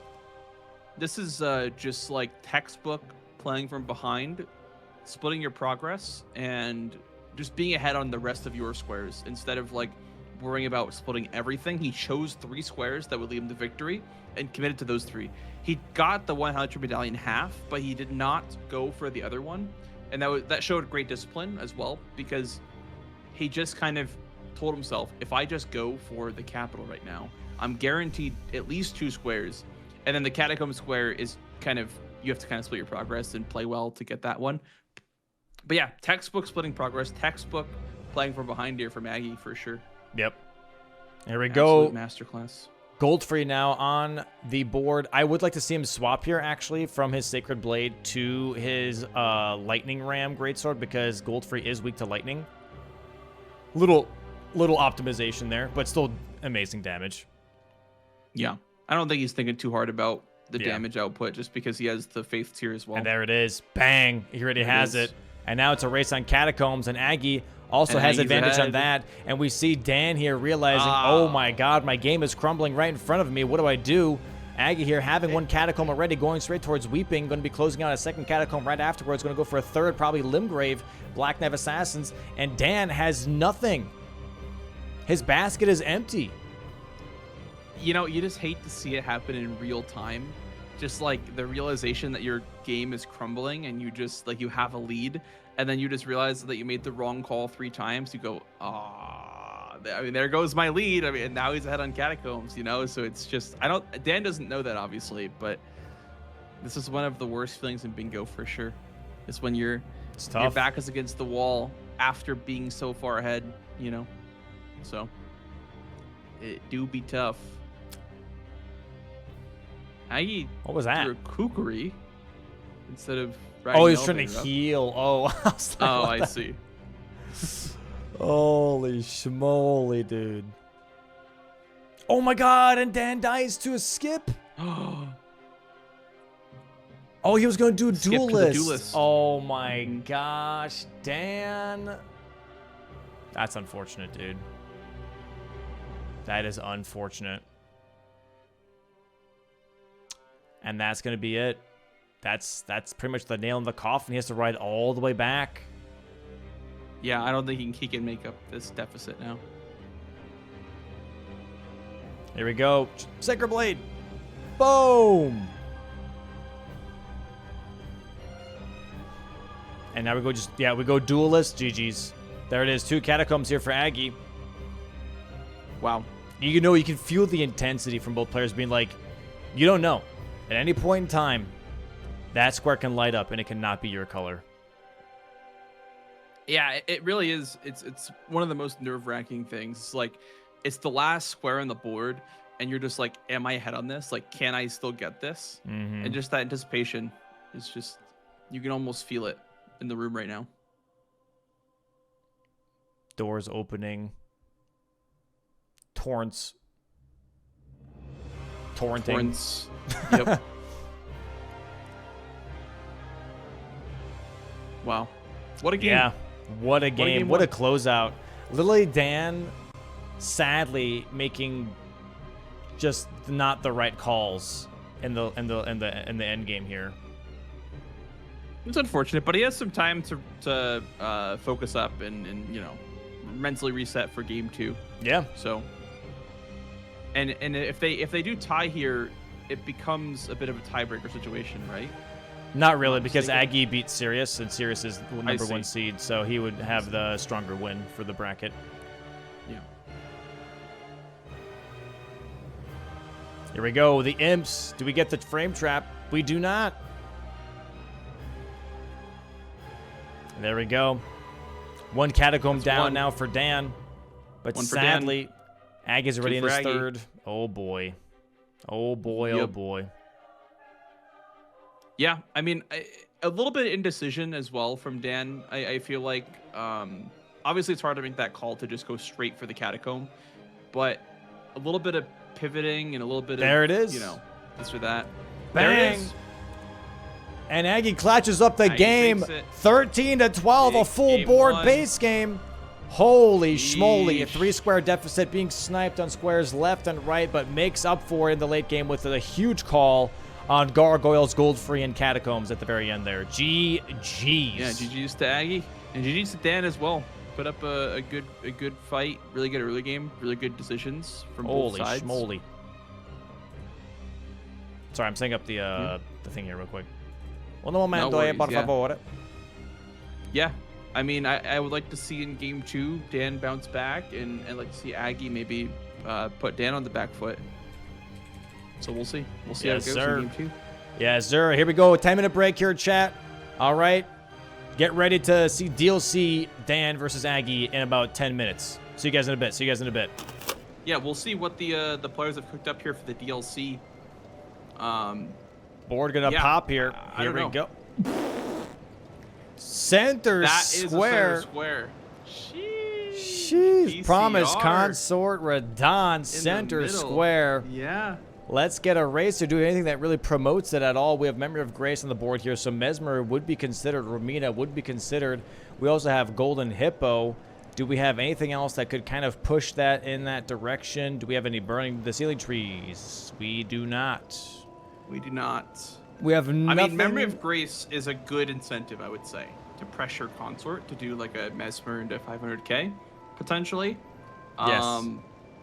But I don't know what else. Maybe like duping, like Mog into Dancing duping Lion for could be a good one. Deathblight? Dancing Lion? You could Yeah, do Romina maybe. into Deathblight. You know, that's an option here. But yeah, just a quick thing on the oh, by the way, iron balls for both players here off the rip. Oh wow. A quick thing I wanted to say about the previous game, when the late game shows up like that, where you're 12 squares ahead, and you know your opponent is splitting because we saw Aggie not mark anything for like 22 minutes, right? If you, as your opponent, when you see your opponent not mark for 22 minutes, you know they're splitting. And if you're ahead, the way to counteract that is by picking one thing and full sending it, right? It's a gamble, but splitting while they're splitting is just allowing them to catch up. That's pretty much all it is. So yeah. When the you only have way to 12 counteract squares, that, like you have to send it. sends. Yeah. I agree. And I think that last game that was the way, that was the path to victory for Dan. Him kind of splitting and setting up Capital first before Catacombs is a little bit of a, I wouldn't say a blunder or mistake, but definitely like not the right play. Yeah. At that point in time. It was tough. But, It was tough. But let's look at this board here now. What do we have here for Rush? We have, I would say, Hangpot Bell Bearings is a bit of a rush here on this board. 4 statuses can be, depending on how you go about it. Drain the Golden water. Hippo. Yeah. Got some Ancient Dragon ideas. Man is a Nothing classic. crazy though. Nothing crazy. Nothing super crazy. Yeah, Ancient Dragon Man for sure. Yeah. We could see a bit of a backside race with the Drain the Water square as well. That's always a good incentive to go backside, is to just drain the water. I see also Tree Spirits on the board as well, so that's also a bit of a incentive to do that. And then also Iris of Occultation. So there's a couple of squares incentivized going backside, but mostly a lot of the Shadowkeep squares on this board are accessed through Hippo, more so than backside. Mm-hmm. Yep. So we'll With see. the Secret Right Scroll and You could still do Hippo and then immediately go backside, right? yeah. It gives you could money, also- it gives you an incantation, which we have, by the way, on row 4, column 4 here. Incantation, so going for that Golden Hippo wouldn't be like the worst idea. I see a crazy play here, where you drain the water, and then you give Unswak the scroll, then you do Hippo, then you do Jory, and then you're looking at a row 2 bingo here. But who do you do 4 statuses on? Hippo maybe, or what? Rot Jory? Poison, Rot, Frost? Poison, Frost, Bleed, or Sleep. Sleep is good versus the animal bosses. But you can't do a Hippo. Hippo doesn't sleep. Hippo doesn't sleep. Okay. Hippo's immune to sleep. He's been Yeah, I napping guess the whole time. You know, he just wakes up right when you show up, so he don't need no sleep. Can you even do 4 statuses on Hippo then? Yes, I think. I guess Bleed. Yeah. Yeah, bleed. Bleed, Frost, Poison, Rot. I just like I wasn't thinking about Bleed. Immediate So I guess on this Graveside board, it would Plains be skip hard. from both, by the way. Sorry, go ahead. I mean, it'd be hard on this board because they didn't start with an innate bleed weapon. unless they find one on the ground or something like that. Because the bleed grease is pretty bad on its own. Yeah. But for poison, you can actually talk to Tiolier and grab the poison clumps, like the rocks. You Just spend like throw them? $1,000. Yeah, you just throw 2 clumps at Hippo and it poisons him. It's pretty free. I don't know. And also, This while is you're here, you can interesting. grab the darts for the hanging pot as well. I kind of like the Ancient Dragon Man here, to be honest. Maybe Gives you not access to a transformation, Senesax, transformation, perfume bottle. Senesax, yeah. Lots of different options here. A Hangpot Bellbearing is right next to him too. You get also mausoleums because Dancer's down there. You know, I don't know. Yeah, it's not crazy strong, but I like Jory and Maddihand on this board. Honestly, it's on opposite diagonals, so they both put pressure on the PCR square. So I do like both on this board. that's all right. Then minute 1, already tilted. Sadly misses the Tiolier skip here, and I feel like he's just not catching a break, man. He already was messing up some skips in the base game, and I feel like he's just not really giving himself time to just, you know, I don't know, mentally reset. Sometimes these skips, man, they're really infuriating, especially if Torrent doesn't want to cooperate. Well, yeah, especially with the DLC, because the skips are so important to know to do. Like, not even important, they're mandatory to know to do a lot of these skips. Like, Tiolier, mandatory. Like, Bonnie skip, mandatory. Like, there are skips that if you do not do, you will be at a huge disadvantage. Whereas, like, in base game, like, let's say Celia Tunnel skip for Falling Star Beast is not as mandatory, per se. Right. As some of the DLC skips. So, like, missing 1 or 2 kind of gets in your head a little bit with DLC. Especially early on, right? Because there is only, like, I think, and I know some people have their opinions, obviously, on how formats are done or square lists are done, right? Everything's got its own flavor. And this specific DLC format has it to where there are not a lot of rush squares, which in turn makes it all the more important that you don't mess up your skips, because you only have 1 or 2 squares that you can really rush and possibly race your opponent on. And if you pretty much mess up that 1 or 2 skip compared to your opponent, you lose out on that square. There's no really making up for it, so you immediately have to pivot to like mid game. You know what I mean? Yeah, I mean, there can be an argument made though that pivoting towards mid game early can be a blessing in disguise, because you not marking anything is a strategy in itself by just progressing the map and just opening up lines for yourself. Because the way that you counter an opponent that's rushing a line is that you put pressure on a faster line.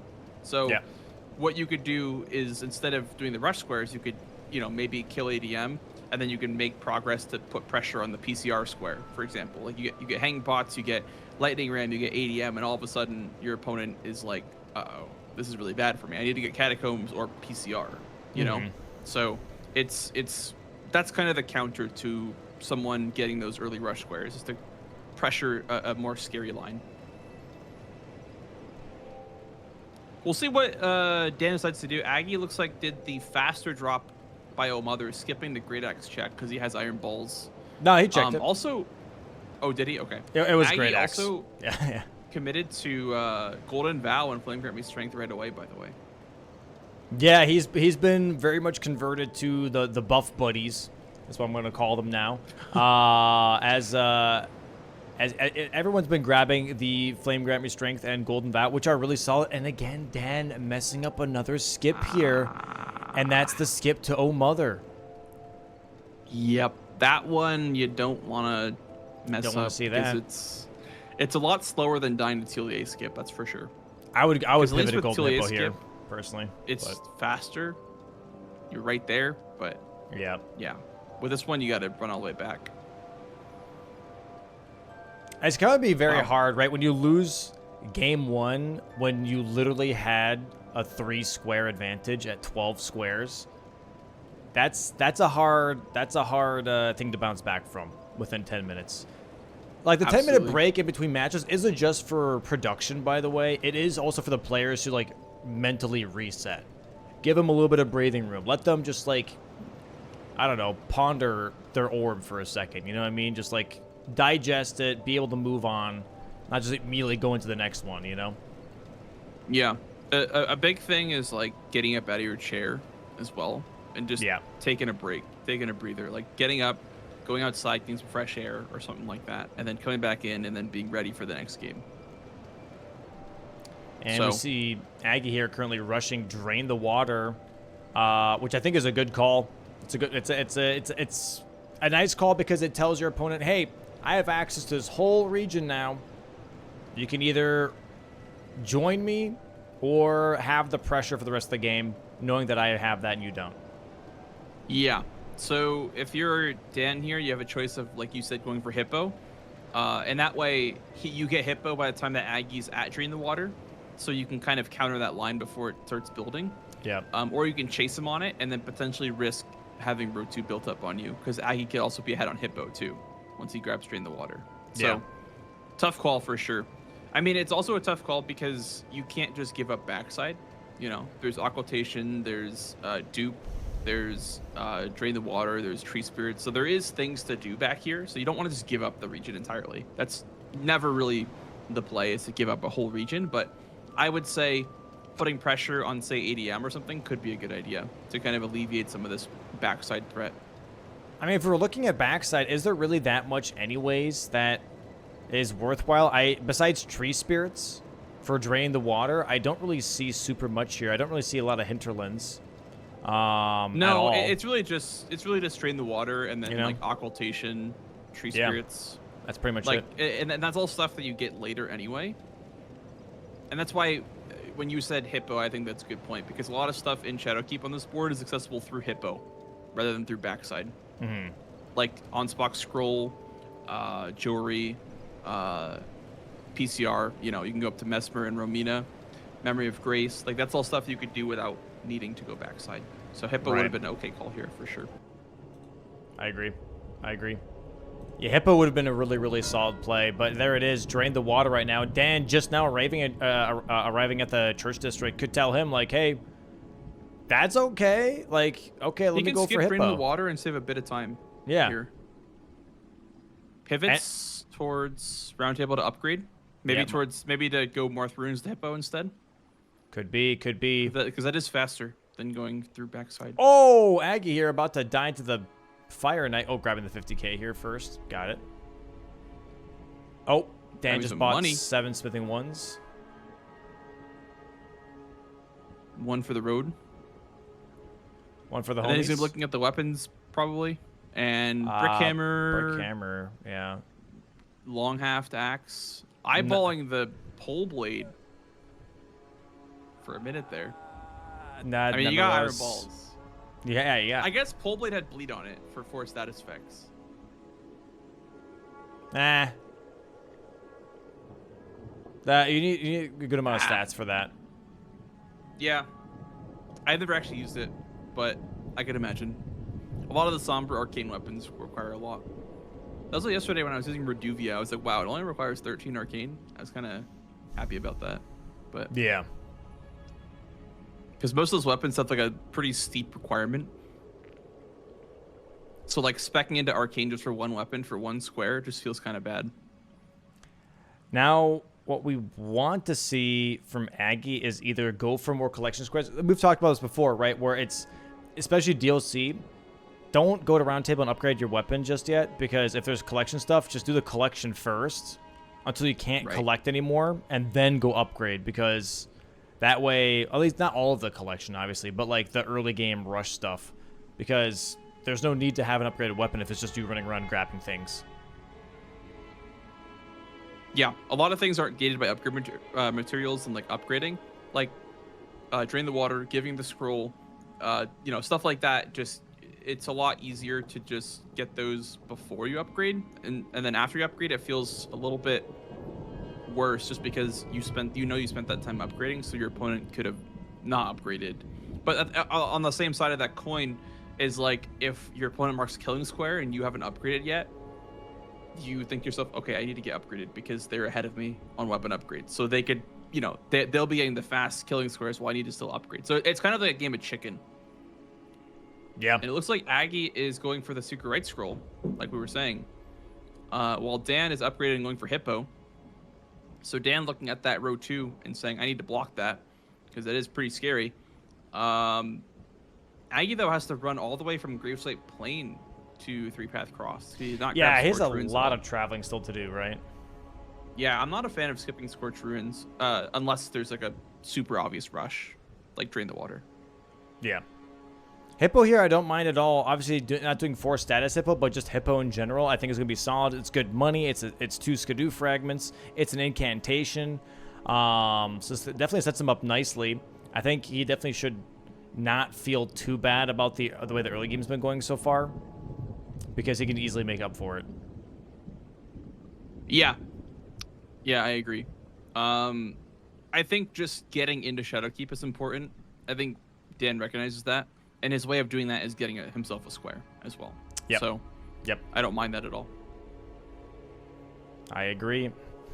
You don't want to ignore Shadowkeep when you have a line that's open to you, or that's open to your opponent, that has all Shadowkeep on it. That entire row 2, you need to be in Shadowkeep for all those squares besides status effects. So, him getting on this line is very important, and then he might pivot towards ADM or something like that. But Hippo for Dan here. Gonna see how this fight goes for him with those iron balls. Not bad damage for low Skadu level. I mean, these balls, after all, do thrive. Not bad. With low stats and low Skidoo. They are notorious for their ability to just plug and play. Just use them. And he has the Rotten Sword Insignia here, and also, I believe, Ritual Sword Talisman, so that definitely helps out as with these tap R2s. Question, since I actually don't really know if this is true or not. For charged talisman, like the Axe Talisman and the charged attack tier, do tap R2s count? I don't think so. I think that's only for charged, like fully charged. That's what I thought. R2s. Okay. Yeah. I was never fully sure. I was always very curious. Yeah, I think they do stack multiplicatively. So if you have Axe Talisman with the charge physic, it's a big damage boost. Speaking of big damage, big tap R2s from Dan here on the Hippo, and then likely going to be trying to go for that stagger lock into phase 2. Yep. So it's going to be 2 or 3 of these charge R2s. But the problem is you gotta compensate for the reach. That's the one weakness of the balls. Their range is quite low. Oh, and he does get tagged here by the... Oh, okay. The headbutt almost gets him. Grab attack now. Has enough time. There's a secret red skull down Secret red skull for Aggie. This tells Dan, though, like, hey, okay, cool. Like, I'm doing a proactive block here. Yep. Thank God. Yeah, this is good for Dan. I think it's a way to cut your losses in a way. Ooh! That was really unfortunate RNG. That would have been really close. I think if one more would have hit him there, he would have probably died. Yep. That's why you buy armor. He actually has the full armor set. I was going to point that out. He bought the full armor set, which I don't normally do, but it actually kind of saved him there. Yep. The full armor set's really good versus quite a few things in the DLC as well. They kind of let you hyper armor through some interactions as well.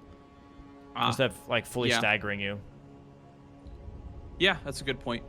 The only problem is that the endurance, you need to level up quite a bit of endurance to use it with some heavy weapons. But if there's like Rakshasa on the board or something like that, like on this board, I think there's 4 mausoleums or something like that. Yeah, there's 4 mausoleums, so you can go down to Rakshasa and grab that armor set, and then it's worth it.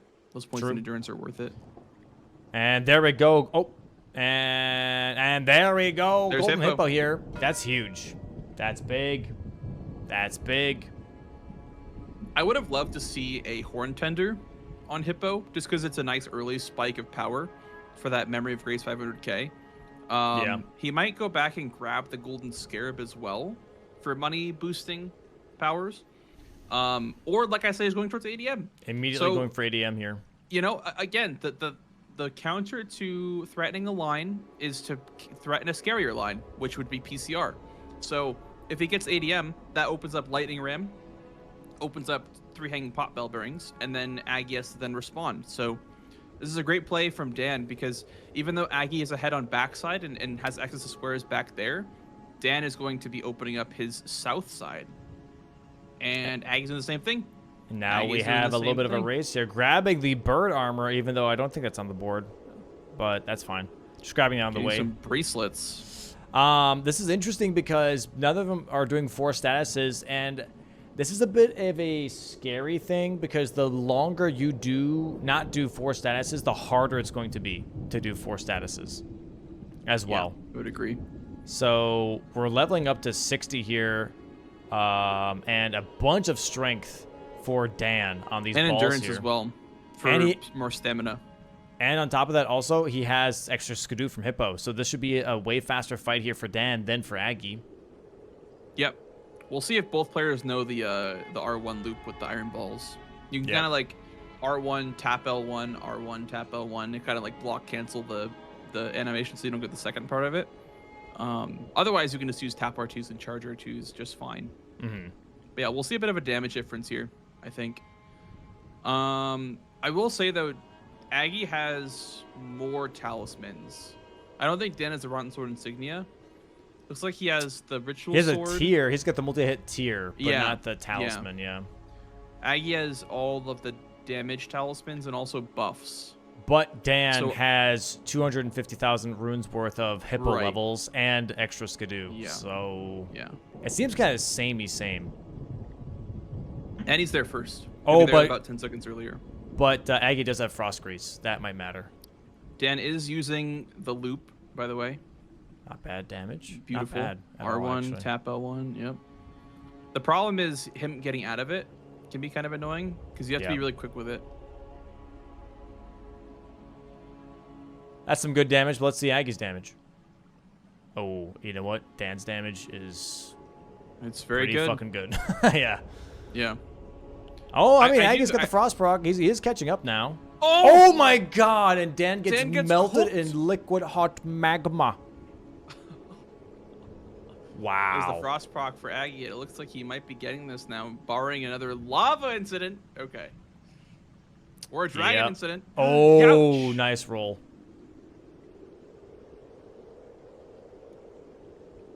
Dude, Aggie looks like he might have this. Oh, dude. He's playing with fire because you know Ancient Dragonman's trying to heal. But if Aggie gets too greedy, oh my god, he gets the no heal Ancient Dragonman. Yeah, what a fight from Aggie. Jesus Christ. And now Aggie is the one opening up that row 3 with Promise Consort and the column 5. That's tough. That is tough. Yeah. Big plays here from Aggie for sure. Dragon Maw. Again. Going back here to Shadowkeep for Aggie, maybe he's looking at incantations at this point, looking at 500k maybe of Grace, right? So, like, I think in Aggie's position, what I would do is I would go straight towards Romina. Not the fight necessarily, but I would get all the Skidoo fragments, I would get the incantations, get the Grace, and then at that point, maybe go for a Golden Foulfoot, and then do Romina right afterwards. That way I have the incantation square, I can do the 500k Memory of Grace right afterwards. I have halfway access towards Burn the Ceiling Tree, which is also Promise Consort for Dawn. I think this is like, right now, Aggie's in the position to where he can very much set up for mid to late game pressure and start getting priority in a lot of these squares, rather than maybe trying to chase some of the next best square type situations. Looks like he's heading down towards Jory, just because there's a painting down here. There's also an incant down here, a mausoleum, perfume bottle. So there's quite a bit down in this region as well, and hanging pot bell bearing too, actually. So there is quite a bit down here. So this is a good region for Aggie to go to, just to spread his priority. I would like him to also, like you said, go for maybe incants, and that sets up Memory of Grace because of Romina and whatnot. So I would like to see Ancient Rao as well. And that could even be what Dan ends up doing, because he did Hippo. So Hippo gives you access to that like bottom of Shadowkeep, and that bottom of Shadowkeep access gives you progress towards Rao. So he could leverage his Shadowkeep as well by going towards Rao. So I think looks like Aggie, he ported back to Dragon's Pit. He's rushing Transformation here. Transformation, Transformation sets up column 5 and column diagonal. 5 in the diagonal. And then look at the diagonal too, right? Because of Perfume Bottles, Jory, Matting Hand. Oh, yep. I see it. He wants to use column 5 as maybe as like bait, and then go for the Jory Catacomb here with Matting Hand. Also the Perfume Bottle in the Abyssal Woods. That pressures Consort Radon. There's also a Death Knight on row 1. So both catacombs have a square attached to them. Yep. So not even a horrible play to have to go for catacombs here. This is tough. This is tough for Dan to respond to. Yeah. Dan would have to find something else to like move towards. One would be he does Jory like right now. That's one of his moves, right? The other one would be column 3, which is Death Knight, Senisax, Horned Warriors. And I would say going towards Bellerot here is not a bad start. Yeah, there's a dancing line over here. There is Queeline for occultation. There is a swordsman. So a lot of row 1 is in this direction. I don't know exactly what he's going to take right away. Yeah. Because I would say like going for lion or, you know, occultation right now is not the play, but it is a region that he would like to be in because Aggie has the secret scroll, so that means that Aggie is by Bellerot as well. So he would like to mirror Aggie's progress towards Bellerot for potential lion or potential, you know, occultation. I think he's trying to alleviate the pressure from center square because there's now like building diagonal square and row 3. So we'll see what he decides to do next. We are rushing painting here, though, for Aggie, making his way up Jagged Peak Mountain right now. Going to be going past Senisax here in just a bit. Yeah, I mean, it's not a bad play because Senisax is really on not. row 4. So, I mean, you're going to eventually go there anyway. Yeah. And he's currently ahead by 2 squares. Like, he's really just holding on to pressure right now. And if for some reason Dan does go for Chief Bloodfiend to block out that column 5, it's like, that's fine. It's a one-off. You know, Spirit Ashes aren't on the board. You know what I mean? Nothing else is nearby. There's not a whole lot. I will say there is one Hangpot Bell Bearing near Chief Bloodfiend. Yeah. Where is that? I mean, Aggie has the one down by Rakshasa and the one by Backside. So, like, Aggie could claim Hanging Pots very soon because he has the one by Rakshasa. He has the one by ADM, and then he'll have the one by where's this third one? Oh yeah, Backside. It's like the Church District High Road one. So I don't know. Dan here is gonna probably why he's going Backside here? He didn't drain the water. Just What to have, I like guess, here? access. Memory of Grace? Is he going for Mesmer or something like that? I mean, he might. He generally might.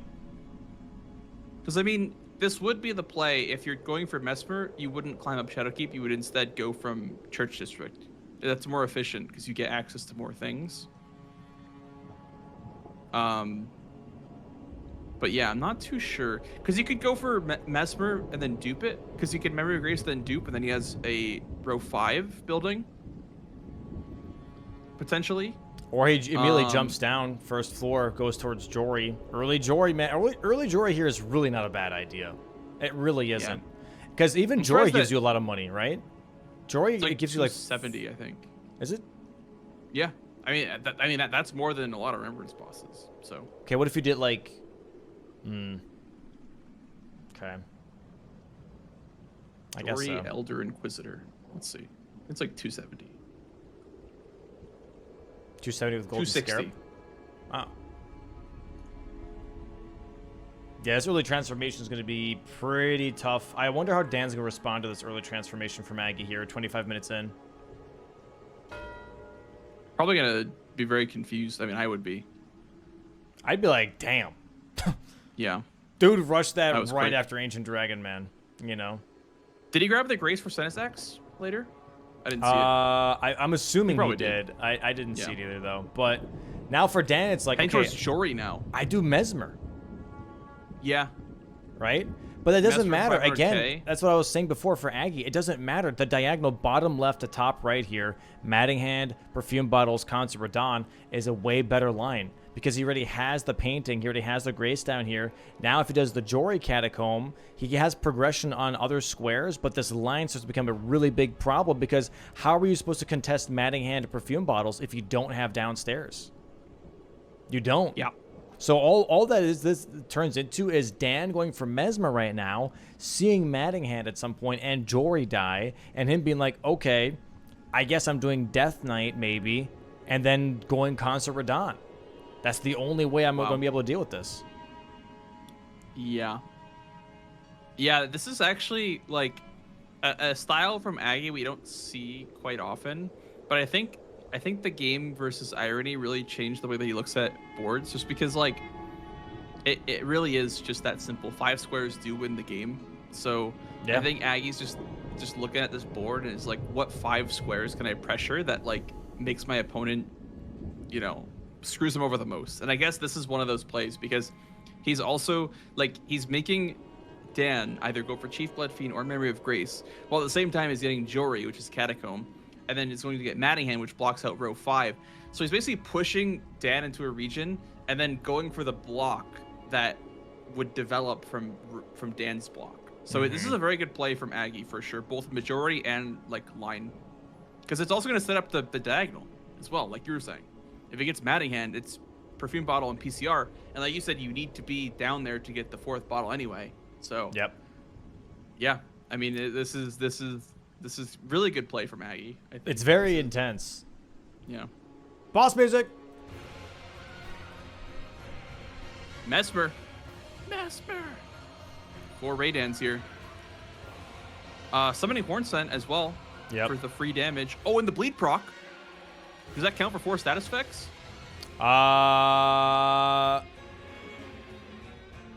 It's if Hornson does it. Yeah, if Hornson procs bleed. It says kill a boss after inflicting. I mean, it'd be you inflicting though,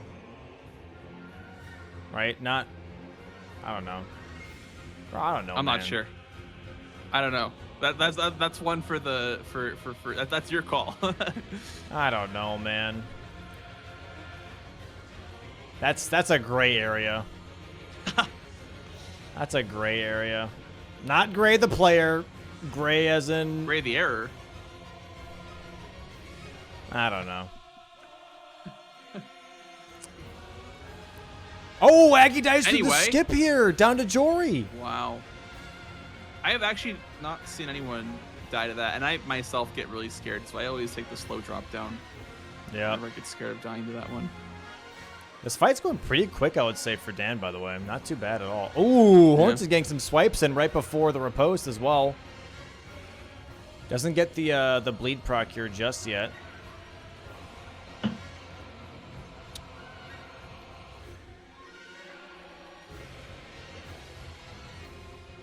It's not going to double hit on Mesmer. The stake in the body is not going to double hit there, unfortunately. This attack is however, a lingering hitbox too. This is like pretty good damn. It's pretty for how early this Mesmer is. This is really solid damage. I think he's a Horn Tender as well, so we'll get like 600k from this. Yep. Going to be a really good block here from Dan on this column 5. But again, this diagonal is going to be a problem. He does have to do Consort Radon at some point to get rid of this diagonal. I mean, having Mesmer dead is not the worst thing ever for that, but yeah, that's tough. Still a lot. Oh, a stagger from the Hornson bubbles. Revenger. Oh my god, he's Revenger's blade is mode. Going crazy. There it that is. Was the last hit. Not bad at all. Not bad at all. Now, it's worth noting that because Dan did this for... Oh, he's not using a tender. Does he have enough then? It's only 400k. I don't think he has enough. What are we doing, Dan? What are we doing? You can see him kind of grimacing a little bit. He's like, yikes. Did not get enough from that one. Now he's going for reprimand for the money. So he can potentially mog with that. Well, Aggie here is down in Darklight Catacomb. Dan, you're pissing me off, Dan. Jory square. Do we have 4 statuses for Jory? Is Jory statusable?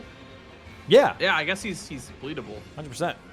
It looks like you can poison, rot, bleed, frost, and sleep him. There we go. So there you go. Thank you, Fextra. Oh! Popping the rune in front of the Omen Killer. I didn't know. Oh, there's the 500k Memory of Grace, though. Column 5 blocked now. That'll tell Aggie. Okay, that could be Mesmer. That could be Ramina. I don't know. That could be like Hippo and Red Bear now. Right? Maybe. I feel like if you're Dan, you would think to yourself, Jory is the best possible play, and then it's going to get taken away, unfortunately.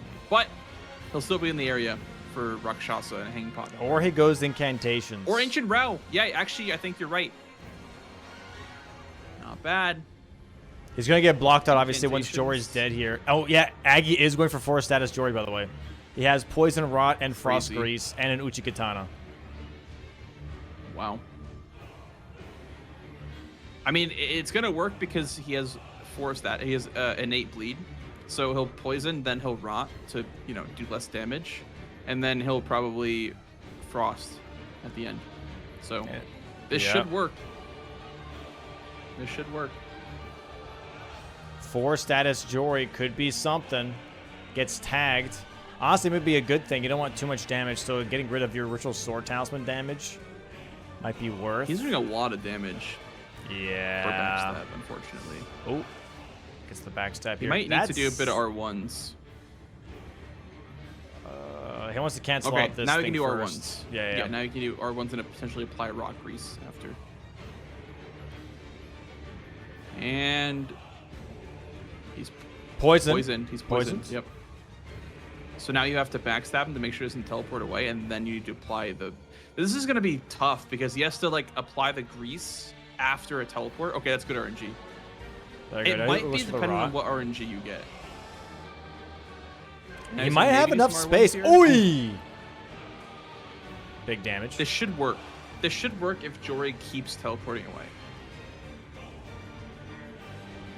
Okay, good. That should be enough. That should buy enough time for rot. You should have just enough time to rot. There's a bleed. There's a bleed. And there's the Rock Cloud. Is it? Double status. Yep. Yeah, double. All right, now it's just frost. He does get Jory. God damn. Yeah, now he's gonna frost grease here because Jory did the teleport move, and then you might just unsheath him for the stagger. Wow. Very nice. It depends on how fast. I think frost procs pretty quickly. It's not as bad as bleed. That'll be decent. There it is. Now it might be a little close because of second bleed proc, but next couple of swings will do it for. There's the frost. There's frost. And there's bleed again. He's got it. Wow. That was pretty close, though. I will say that was pretty tight. If he got pretty close, RNG, that might have not worked. But bang, bang. Wow. 6-2 right now. Aggie taking a 4-square lead on the board. Golden Hippo was the only thing that he needed. But now putting a lot of pressure on Dan here because that tells Dan, oh, Matting Hand could be taken. Oh, Catacombs could be taken. Ooh, Perfume Bottles could be taken. Yeah, I think Dan is looking at this diagonal now because it's just you kill Jory, you have Matting Hand automatically, and then you get 4 Perfume Bottles kind of later on. So Aggie's also collecting bottles, by the way. I mean, I think that's the play. I see bottles it though. Dan sees the column 3. He's like, I'm going Death Knight. Yeah. He's like, I'm doing Death Knight. I have Mesmer dead. I'll go Senesax afterwards. I got Bellerot. Like I could do column 3. Yeah. Did he also go to Ancient Row, by the way? Pretty sure Dan's an Ancient Row. He's near it. Yes, he has like the first. So now race. he has. Yeah. So now he has 4 Horned Warriors then, because 2 in Bellerot, 2 in Ancient Row. So he should have 4 warriors set up, and now he's gonna go for Death Knight. And then I guess Aggie's closer to Senesax though. This is a great call though from Dan because Dan realizes that Radan is not a threat because he has Mesmer dead. He knows Aggie doesn't have Mesmer dead. He's like, oh, so the one thing that you need to finish your line, I have advantage on. So go ahead, collect your Perfume Bottles, collect your Matting Hand. I will have center. It doesn't matter. Like I will still do my line, right? So that puts him ahead on Radan. So Aggie either needs another line or start working on Radan. Yeah. Dan also kind of has Dupe in his back pocket. He hasn't claimed it yet, but Dupe is kind of his square whenever he wants it as well. Oh, they're actually both racing on Death Knights. Dan's a little bit ahead on Death Knights, too.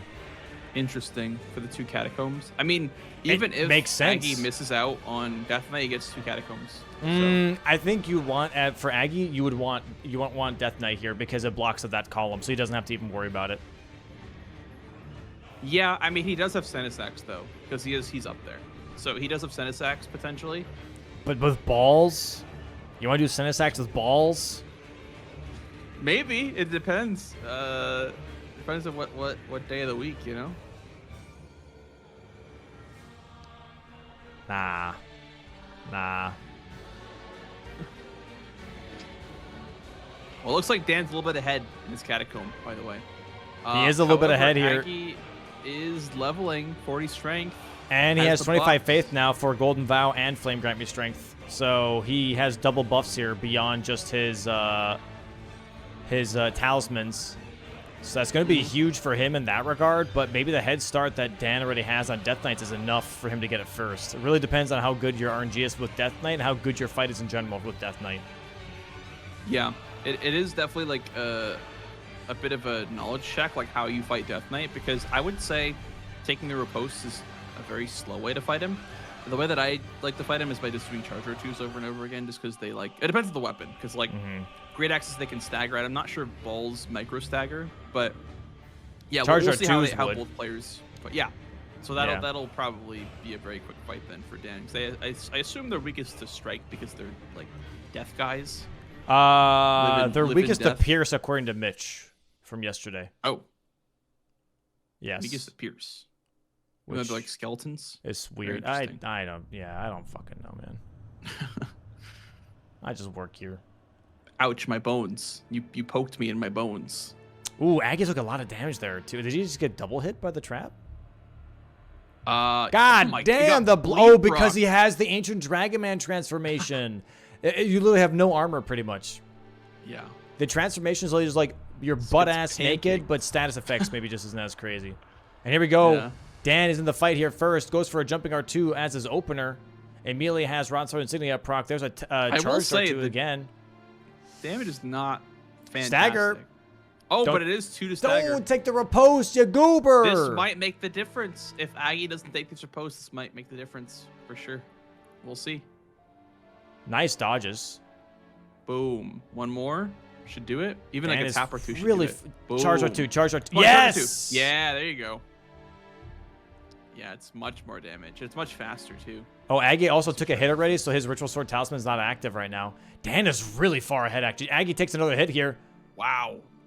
Boom. Dan kind of running away with this fight right now. Dan gets the lightning. AOE. Oh, tries to roll through it. Oh, does get double tagged. He's not dead, though. Aggie gets frost on his balls. Staying out in the Canadian weather. Oh, gets a stagger. There we go. It looks like Aggie's catching up a little bit on this Death Knight because he is the AoE yet. And there's the frost proc. He's almost ahead. Oh, he staggers the lightning. Tap R2s, tap R2s. Let's make it work. Dan has to dodge the combo. Dan now behind on the Death Knight. Aggie might actually snipe this. Oh my god. There it is, another stagger. Boom! Aggie gets it first. Tap R2 to the face. Catacombs. Bang, wow, dude. Yep. 8-2 now. This is looking really bad for Dan. No value at all now in this kill. No value at all. That's tough. Yeah, listen, I don't want to say it, but I really think those 1 or 2 ripostes may have done the nail in the coffin there for the Death Knight kill there. This is really, really bad here for Dan. He has. I mean, to be fair, that was a huge stagger out of the lightning attack from Aggie. Yeah. That was huge. That's really freaking tough, dude. So all Dan has available is row 4 and row 5. So as long as Aggie goes for, he can go for Matting Hand, and Perfume Bottle if he wants to, and that way he has a full majority on his hands already. 40 minutes in. This golden hippo square is like this golden hippo square is like holding up the weight of the world on his shoulders. Yeah, it's Atlas actually crazy right how there, much work it's doing. Yeah. It's actually crazy because like that was the only square in the line that Aggie didn't get, and also now Aggie would have had column 3 as well. So why are we? What are we doing here? What are we doing here? Are we fighting Furnace Call? I don't think so. Oh, he's going back for the incant. Oh, I see. Oh my days. Yeah, he's tilted. He's tilted. Yeah, this is a bad situation for Dan here. Aggie's going to be going for Mattingham now, or the bottle, or both. Ice Rent Hatchet. Aggie's oh my god, he doesn't get the double jump. Dan, what are we doing? He's tired. Oh no. It's late for him. It's late for him in Australia, dude. That's tough. He got sniped on Death Knight Catacombs. He got sniped on Ancient Dragon Man. It's tough. It's tough out here. Wow. Yeah. Aggie using an unupgraded Great Axe, by the way, on the Mattingham. Yeah, why? Because of the range? Is it upgraded? I don't think it is. No, it's not. It's +0. Dropping it. Hopefully it doesn't die before he can pick it up again.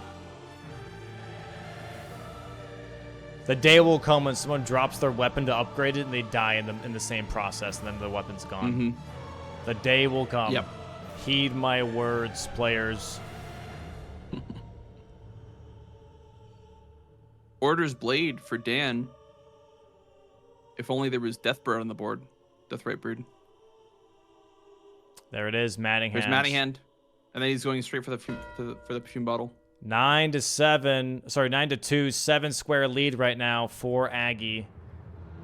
And Ouch. Dan has to look for a miracle at this point to try and bounce back. Mm-hmm. Yeah, he's gonna need a couple of them. I think row 4 is kind of the only thing that he has left because he will probably not win a majority. And he can't even do that. But the problem is that Aggie's gonna have perfume bottles. Yeah. And Senate Sacks. So it's looking really tough for Dan, for sure. It's not over till it's over, but holy schmoly, this mountain is huge. Yeah. It is definitely a mountain to climb, for sure. You know, and it wouldn't look like this if the snipes weren't as brutal, but getting sniped on both ADM and on Death Knight is just really tough. Yeah.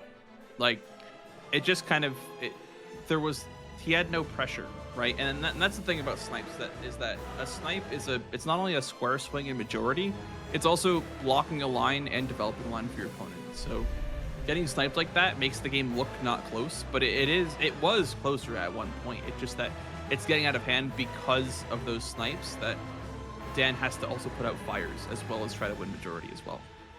So also, I don't know if Dan progressed Hornsent's quest line because they didn't talk to him after Mesmer. So I think Hornsent will still be in the ladder fight. I'm pretty sure. Potentially, not sure.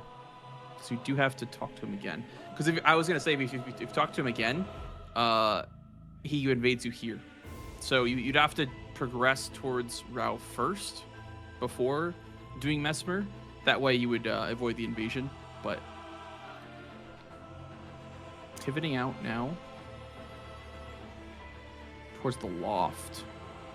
Probably getting incants here. We're probably gonna be finishing incants for Dan. Would make the most sense. He sees that row 4 is his only way back into the game. Do you think Aggie would hold on to perfume bottles, or do you think he's going to rush it just to secure the majority? There it is. I think he just gets perfume bottles not only to push the line, but also just to push the game to full majority for him. Because he could just get squares at that point. It wouldn't that would be his 10th square. Then you can pick 3 squares. Yep. So I think Aggie would probably just do perfume bottles just for the block and the develop on the diagonal. Because what that means is that your opponent has to do PCR to win by majority at some point. Unless they had their own line.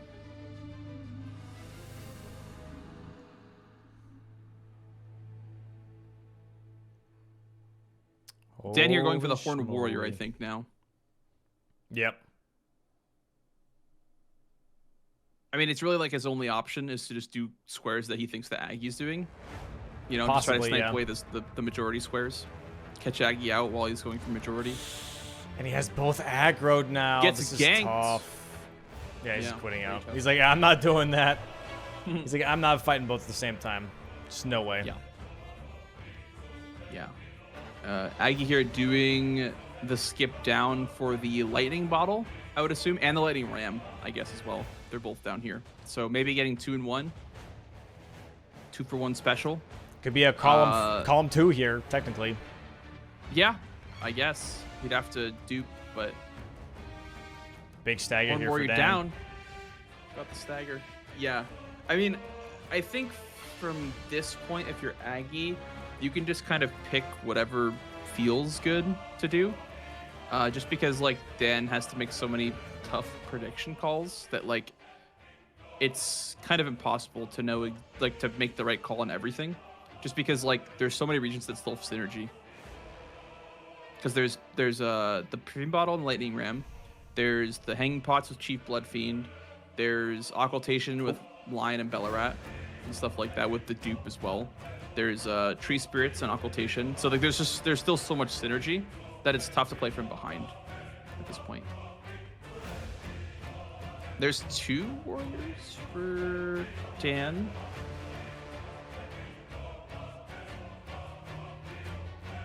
Lightning Ram absolutely bulldozing Aggie. Holy schmoly, coggers! There's one hit. Gets Nice. the big charger 2 off on the lightning ram, and he's gonna go back into the position and hopefully get the next R2 off. Oh, gets bulldozed again. The wheels on the lightning ram train don't stop for anyone. Here we go. Do we get it this time? Do we Charge get it? R2. Oh! And a swing and a miss.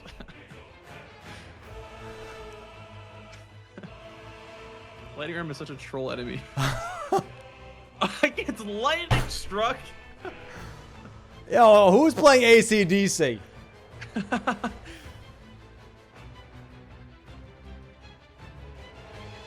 Oh my days. He is Swerves just to the left.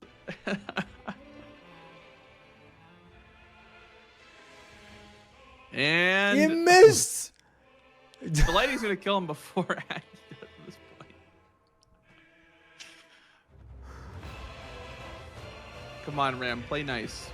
Play nice. Why is he standing over there?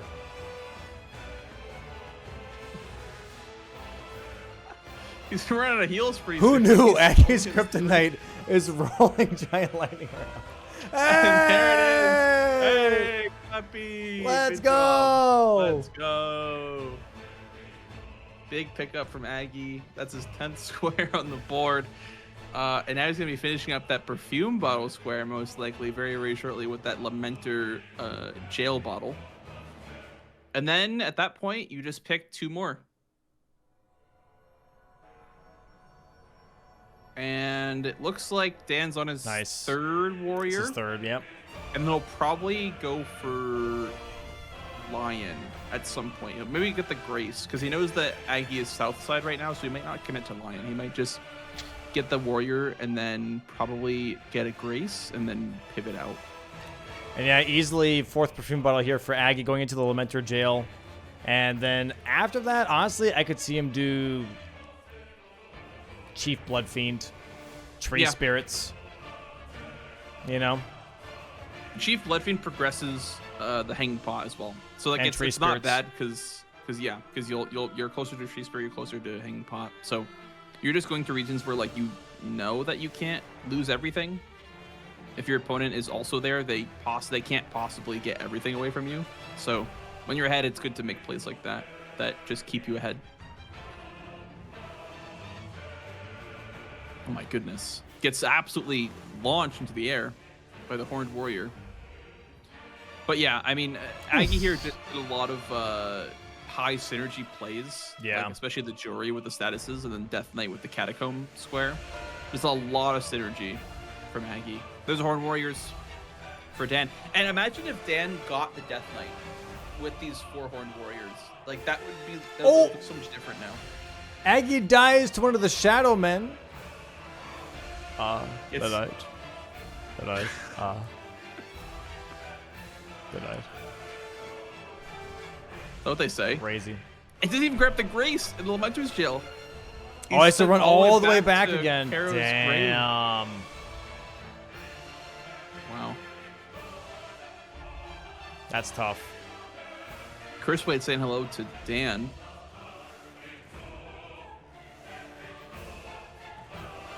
And it looks like Dan is pivoting. Yep, pivoting towards the Hanging Pot, potentially. Which I do like because it does shut down the synergy of Chief Bloodfiend. As well as blocks out the column 1 and the row 3.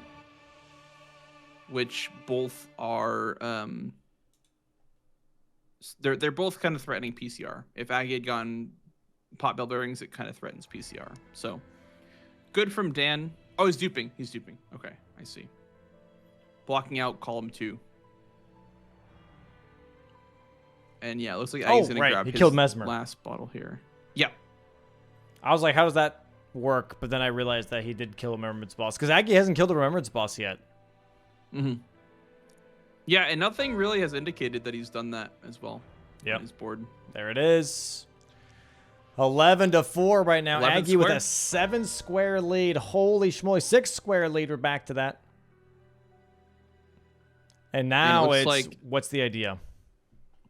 Yeah. Now Aggie's just picking 2 squares, and if he just commits to both of them, then he oh!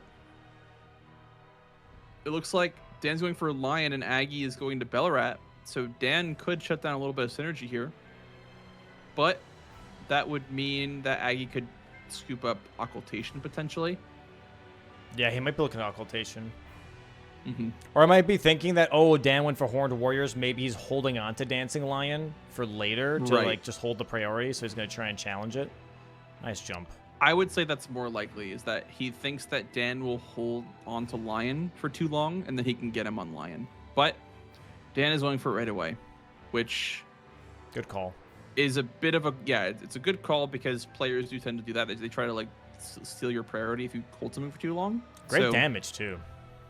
Yeah, really good damn. The double hit on the balls just like went through Lion like 4 times there. It was crazy. Lightning phase. It feels like Dan is more locked in now. Yeah.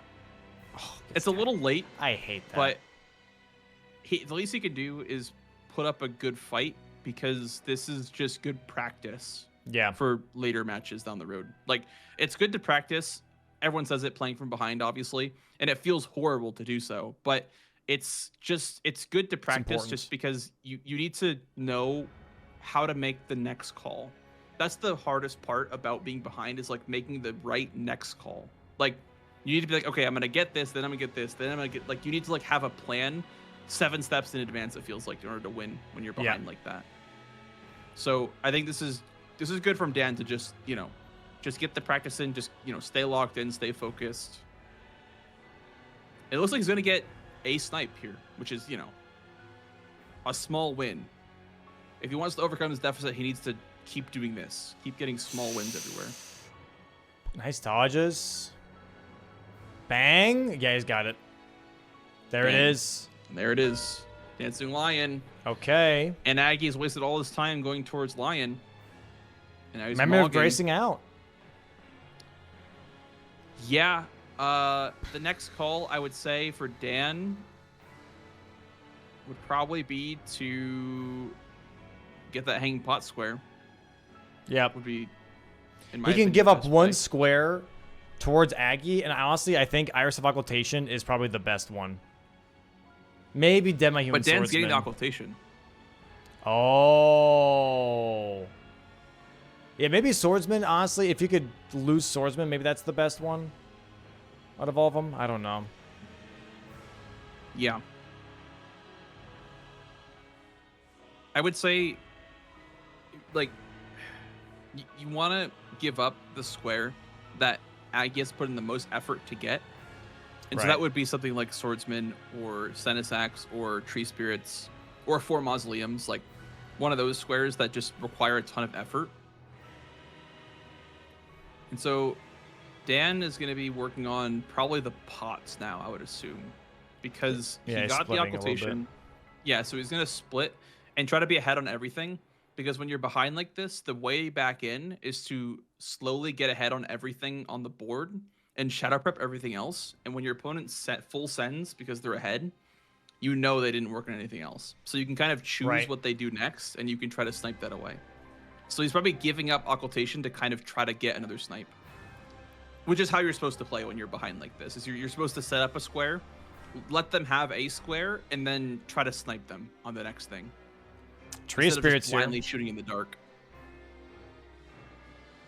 Jesus, that missed right in front of him. That's crazy.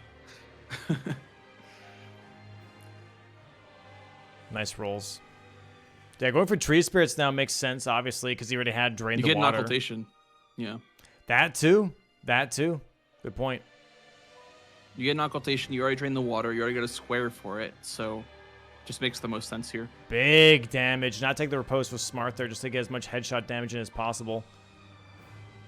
I would have liked to see Dan go for the Chief Bloodfiend region for the pot over there. Because that way, once pots gets marked, Aggie can kind of like he'll probably give over the Chief Bloodfiend square and work on something else. That's only one tree spirit. Why is he leaving here already? Why didn't he get the other one? I think that one gave him the occultation. But now he's going for Chief Bloodfiend and the other tree spirit on the way towards Chief Bloodfiend, I guess? I don't know. Yeah, maybe. Dan with the skip, by the way. Landed Very first nice. try. That was pretty cool, actually. Never seen that one. And getting the bell bearing first try, too. I saw Tom try that one, but I've never seen it done before in a match. He's talking to LilAggy. Oh, for the darts. He's going for bell bearings now, too. Bell bearings, yeah. I mean, he has the one by Rakshasa. Right. And he's going towards Bloodfiend now. Bloodfiend in the pot and the tree spirit. Oh, my lord. Is Dan doing the same thing? It's a Bloodfiend race. It looks like it. Yeah. It looks like we have a bit of a race on our hands. Will Aggie do the tree spirit before going towards Chief Bloodfiend is the question. Yeah, because if he does the tree spirit and Dan doesn't... That honestly might be a blessing in disguise, right? Because then he doesn't have to drain the water. If he loses tree spirits, yeah. Because he still has one square to give. So if you're going to give anything, probably the one that you don't have access on is the best one to give. Because he has the occultation already, so he doesn't need to do tree spirits. He also doesn't want to drain the water. Because like that's kind of inefficient for him right now. They're really close to each other, too. Yeah. Yeah. I think Aggie might... did Aggie grab the Grace just now in the cave? Yeah. Okay. He might... Okay, never mind. He's buffing. Yeah. I was going to say he might leave it for later, but he's going to just go for it. Spread his progress. Because, like, if you think about it, Aggie could trade tree spirits for pots and for Bloodfiend and be okay. Yeah, as but long as he doesn't give Dan all three. Well, Dan's going to get possibly bell bearings and Bloodfiend. Right. But not tree spirits. Yeah. Yeah, but it's still a worthwhile trade for Aggie because he gets to 12. So I would say that's probably still worth it to do. Not having mana here for the endure on the balls. There it is, though. That's you can endure that attack. Yes. No, he's going to finish tree spirits going first. For Bloodfiend. Interesting. Maybe he's trying to like bait Dan into this by leaving those two squares up, and then he's just gonna go for tree spirits. Tree spirits into Senesax? Occultation. Occultation. There's pots for Dan. Big bang, and then probably gonna go right for Bloodfiend just because he might think this is a race. It seems logical to believe that this would be a race for Bloodfiend. Is like, sorry, go ahead. It is one of the only plays left that has synergy. Dan is recovering nicely though. Like he is getting some nice markings here. 7 to 11. Gonna get a Slurpee. Oh, he's not going for Blood Fiend, though. He just grabs the Grace and gets out. Maybe a good call in disguise. Going for Romina because Concert Radon? Maybe.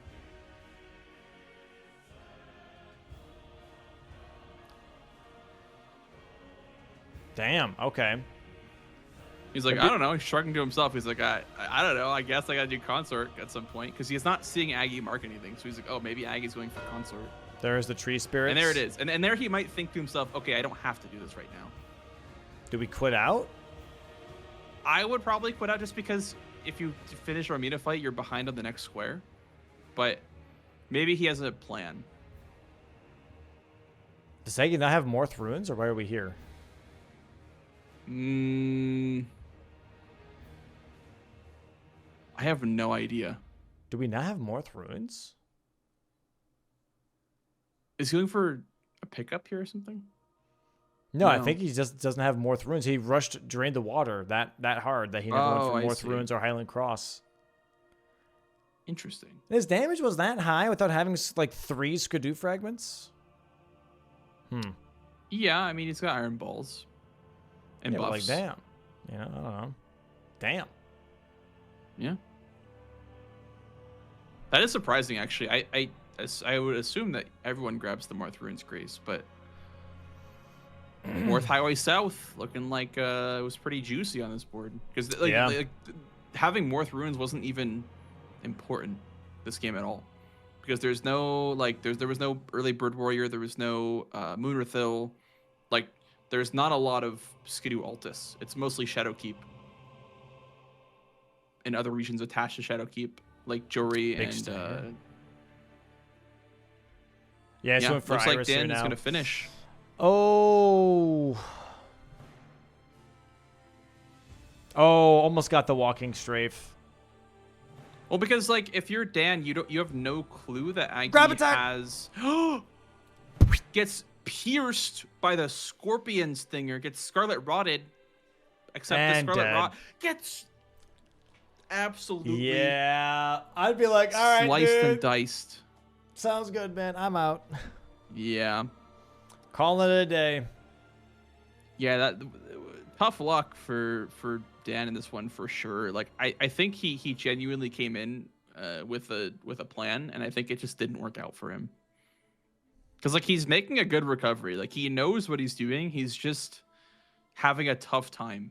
Like just getting things to go his way. Which is what happens with Bingo. But just the way she goes sometimes. Doesn't really matter too much. I think Aggie also, that's the key, because he also did the first encounter. Yeah. So this should be a GG's for Aggie here. Moving up to his 6th win, I believe, in the bracket. Yep. Aggie will be the third spot, and Dan the 4th spot in their group. I see. Yeah. Well played from Aggie today, and well played from Dan. Great games from both of them. Yeah. Damn, that's tough. And no promise Concert Radon. What a bummer. What a bummer. I mean, the board was just too quick. Like, there was too much synergy. That's why at the beginning of the match, I was like, what is promoting Concert Radon? Because there really wasn't anything. Yeah, if there was, like, Burn the Ceiling Tree, and if there was, like, Gravebird Armor on the same line with Consort, then it would make a lot of sense, but there just wasn't a whole lot besides Memory of Grace. Bro, imagine he thought it was Iris of Grace and not Iris of Occultation, and then gave the wrong Iris. And then he went to do Matter's quest line. Or he had both and accidentally just misclicked. Yep. There it is, Iris of Occultation. GG's for Aggie. GG's, Mr. Aggie. Sheesh. Takes 2 points today. Yeah. Big 2-0. Gets to be the 3rd seed in Group A for the double elimination bracket. So both Dan and Aggie are going to be starting on the lower end of the double elimination bracket. So they don't have an extra life, but they do get to continue on into the double elimination bracket here. Yeah. Crazy stuff. Well played from both players as well today. I mean, they really were fighting for their playoff spot. Well, they're placing, I guess, in the playoffs today. Well played to both of them. And yeah, I'm looking forward to see how they compete in the playoffs. Me too. The playoffs are going to be crazy. Double elimination bracket is going to be crazy. I'm very excited for the double elimination bracket. Let's bring them in. Let's bring the players in. Let's slide them on down. Welcome on in. GG's, gentlemen. GG's. GG's. GG's. Thanks, GG's. guys. A lot happening in both of these games. Both of you obviously still going into the double elimination bracket, so congrats having your huge your spots for the double elimination bracket here. But for this best of twos here, was there anything specific that you guys were considering for your final match, just to make sure that you can get those victories? And anything in the last week that maybe you learned that you really wanted to use today in either match? I really wanted to kill a Senesex, man. I really wanted to kill that dragon. You can go Couldn't ahead and get there. It's fun. Anyway, my brain. We'll boot the game back up. We'll switch scenes. Go back and boot the game back up. I was about to start running there. I'm like, just turn the game off, Dan. Turn it off. Turn it off, dude. Yeah, that's We're fair. done for the day.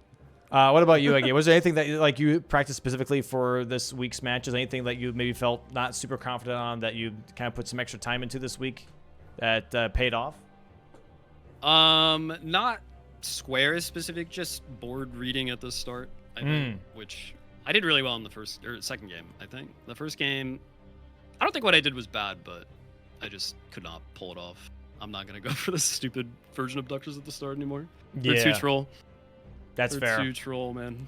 What was the saying that you learned more on the board reading? What exactly does that mean? Is it specifically keeping an eye out for something specific, or?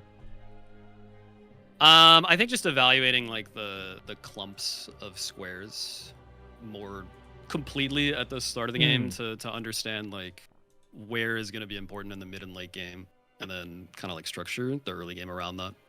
Yeah, okay, makes sense. But having more of a skeleton kind of build that you can kind of fill out later, but just having a big picture idea kind of to a degree, how everything connects makes sense.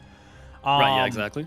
For this board here, guys, Unique Tibia Mariners was, for the commentators booth here, up a little bit longer than we expected. Was that kind of a little bit of a game of chicken between the two of you? Because you got a square, so you're oh, well, maybe they already are working on it, so I'm going to go for it right now, kind of a thing? Or was it maybe just because you liked something else on the board? From my perspective, mark it? I can check. When did I mark it? It was pretty late. I marked it at 26 minutes, which I don't think is that late for that square. It's not the hardest square ever, but I do think outside the Limgrave Tibia, you do need to get a weapon at least partially set up. Yeah. I guess the Liurnia Tibia isn't that bad, but it just feels out of the way. So I don't know. I didn't want to do it until I had more damage set up, and then I could just go to the Altus one. Fair. Yeah, you were also doing squares that were promoting setup Mood of Noxtella and stuff like that. So right, yeah. That was also fine to do early. Now, was that Mood of Noxtella play more of a backup because Virgin Abductors didn't work out, or were you going to do that regardless? That was a backup, yeah. So the plan was to do Virgin Abductors and then climb the ladder, get the Somber 6 that way, but that didn't work out, so I was okay, I'll just go for Moon and pray that he's not already doing Moon, which I was kind of surprised he wasn't, and I was very relieved to get that, because that definitely got me back in. What about you, Dan? What was your early game plan here? Because you did go for caves, I believe, and friendly NPCs. Yeah, I just saw a couple of early rush squares of one of NPC caves. I definitely didn't see the value in Noxtella. I absolutely get it though. I did that the other week, and it is a good little setup. Yeah, I was more I just wanted to get those quick ones, get upgraded and start because there wasn't that many big kill things on the board, but I wanted to get a foot in the door with the 30 int or the Memory of Grace, and I don't know, I really misplayed going 30 int over Memory of Grace. I mean, I got the block there, which turned out to be important, but I could have got Tibia Mariners or something instead. But yeah, it was sort of I don't know, there was a bit of a disconnect between my mid game and my early game, I think. And then my end game was good, but Aggy's end game was wild. I couldn't even be upset that I lost that. Yeah, he played it really well. I don't know how I pulled that off, honestly. That worked out. I don't know. I was just counting my squares. I mean, this is chill. Then, dude, the bang bang, what was it? the gargoyles and the Godfrey, dude. Like, bro. Yeah, I think Aggie split Yeah, progress like crazy. literally perfectly. Like you Yeah. couldn't have done it any Yeah. better. What was the Shocked. speaking of like the mid to late game here as well, right? Were there any lines that you guys really liked, or was it at some point where it was just like you guys both realized it was just a majority game and it was just gonna be that and play for that? I figured it would go majority. I did like either row 3 or row 4, depending on how he was going to spend his Radon money. I thought it was smart that he held it to see what I marked next, and then immediately went 30 int over the Mog. I assume that's what the plan was there. Yeah, no, that's what I was doing. Yep. So yeah, that was good. 29 wasn't Oh, okay. really what he was doing. Or But yeah. The timing was perfect. It looked like you really were cooking me there. I was stressing out, man. Row 4, yeah, the lightning ram snipe was rough, and then the sleeping golem snipe was even rougher. At that point, I thought it was cooked for sure, but How close were they? lightning ram was like probably like 10 or 15 seconds. I was having trouble herding the sheep. They were being extremely uncooperative. And then golem was like actually like 2 seconds. Because Golem I was missed very a jump close. with torrent. Wild. Yeah. Did you get the tree on the way to Sleeping Golem? I got the tree on the way, yeah. Okay, yeah. Dude, that was, yeah. The one Crazy. thing though, Okay. Dan, is that Aggie also had the Catacomb Grace, which you didn't, and that I think also kind of costs for the late game. Yeah. I ran past that so many times and just didn't get it. So it's driving me crazy. It's tough. Yeah. I mean, you probably would have lost Sleeping Golem though if you went for the Catacomb. So Yeah, it's true. And like I lost Catacombs by a lot anyway in the end. But like if I had that grace, I might be able to prioritize it a little bit earlier. Because I can't just let it keep going, and let it go. But yeah, I sort of held off it for way too long. I was really surprised that you didn't go for Lanciacs a little sooner. Yeah.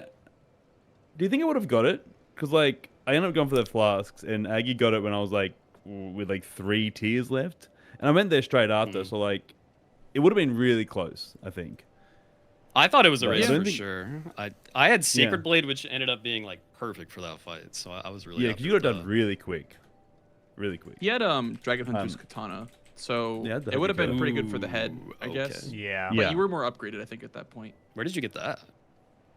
That was Yura for the NPCs. That's another reason I went NPCs. Was like I undernar on my starting weapon. I didn't know what to do, and I went to like the militia soul blade thing because it has a bit of bleed on it and it's a bit long. And I was praying that Yura would give a good katana drop, and I was pretty lucky. So, but I mean, I was plus 20, plus 9 katana. I could have gone for Lanciacs. Yeah, I don't know. It would have Oh yeah. been snug. Yeah, definitely could have gone for it. But overall, game 1 was a very intense match, a nail biter for sure. Game 2 here also, I think for the early game, there was a lot that was happening. It was very hard to kind of understand necessarily what the best maneuver was. Kind of both of you guys, I think, rushing Drain the Water off the rip here. If you guys want to give me like a rundown of like what you thought was maybe like the best line to go for. Dan, if you want to go first on this one. Aggie saw we saw the same thing, the literal exact same thing. Like his plan was my plan, but like I just messed up my Tioli skip and then died going down into Bonnie Village, and like I had to like try and at that point I didn't want to chase on it, and it just like the whole thing, like I said right from the get go, like early Jory, dude, Death Knights, Catacombs, Mattingham, like perfume bottles. It was one play, and like I just messed up my early game, and I just don't try and chase on it. And like I had, there was a plan, dude. I had a plan. I was scheming a plan, and Death Knight was just like the nail in the coffin. If I got Death Knight, dude, I want to see this match. If I get Death Knight, that would have been a good match. Would have been But very that was close. interesting. I was scared of the Death Knight for that column 3. I assume that was the plan at that point. Yeah. But off the rip, I agree with Dan. Like there was really one like obviously best play here. I think. I mean, Drain the Water versus ADM. There's just so much more value from Drain the Water, and it led perfectly into Secret Red Scroll, and then Jory comboed with like 5 other squares. Yeah. Everything. So yeah, it just made sense to do that first. I think I got a little greedy with going ADM before Jory, but it worked out. So Yeah. Yeah, you Because stumped me on that. That was Dan rough. died like at like 40% left, I think, and then you ended up getting it. Yeah. on ADM. Yeah, I didn't know there was a follow up to that lava spit. I've always like interrupted it, so I never realized. And yeah, that just destroyed. Oh, he did me. like a second spit. Yeah, that's pretty rare. Yeah, it was huge. Just nuked me. Yeah. It What does a weapon lot did of you have damage. going into that, by the way? Because you got that super. I just quick. used balls. Like I thought. Okay, yeah. Just I was able to skip Fair the enough. heal. I played like really Yeah, aggressive okay, to huge. try to get that because I figured it would be Okay. contested, and I thought I would maybe be entering late. yeah, I was in there. Yeah, it was unfortunate. Lessons learned though. Damn. Yeah. So yeah, the other angles that were here were that column 3, and for Aggie, was that ever a thing of not just obviously the Jory play here, but did you want the diagonal? Because I obviously could see that column 5 seemed like bait. Yeah, I didn't really care about column 5 at all. Yeah. I was thinking the top right diagonal to just force him into Raydans, not something for me to actually pursue. Right. And then I also felt that like row 2 was another like effective bait, but he did hippo earlier. But I mean, it was still value to just get Jory 4 status at once. Dude, the Jory fall status was sick. I was really I was impressed. pretty by proud of I that didn't one. even I was think pretty about proud of that one. Yeah, that was good. It was very surprising because we were Like- talking about like the longer the game goes, right, the harder it's going to be to do forced asses because you just deal too much damage. But Yeah. Jory having that like perfect health bar to where you're able to actually do all 4 statuses was that was pretty crazy. What were the full Yeah. statuses? Like, did you find a bleed weapon or like how? ADM dropped Uchi, so I got the stats for Oh, Uchi. you did obviously, yeah. And yeah, then just yeah. greased Yeah. Uchi. Yeah, man. I was like, because from pretty early on, I was like, I need to go for this column 3. I need to try and do some shadow prep garbage, see if I can get this to work. And then I just kept hearing dings and dings and dings, and like I was like trying to like, it's okay, Dan. Like this is it's part of the plan. There's too many, dude. There's just all these. You had 2 double marks. Just one- I so think many. that's like a common thing with DLC bingo is that like there's a lot of double ups that are possible, and Yeah. like once you fall behind on them, like the chances of getting back in the game are just so difficult. Yeah. Yeah, dude. I had 2 squares. I'm like, oh, I'm just in jail now for the next 40 minutes. I just do my best to try and do something here, but it was tough to come back from that at all.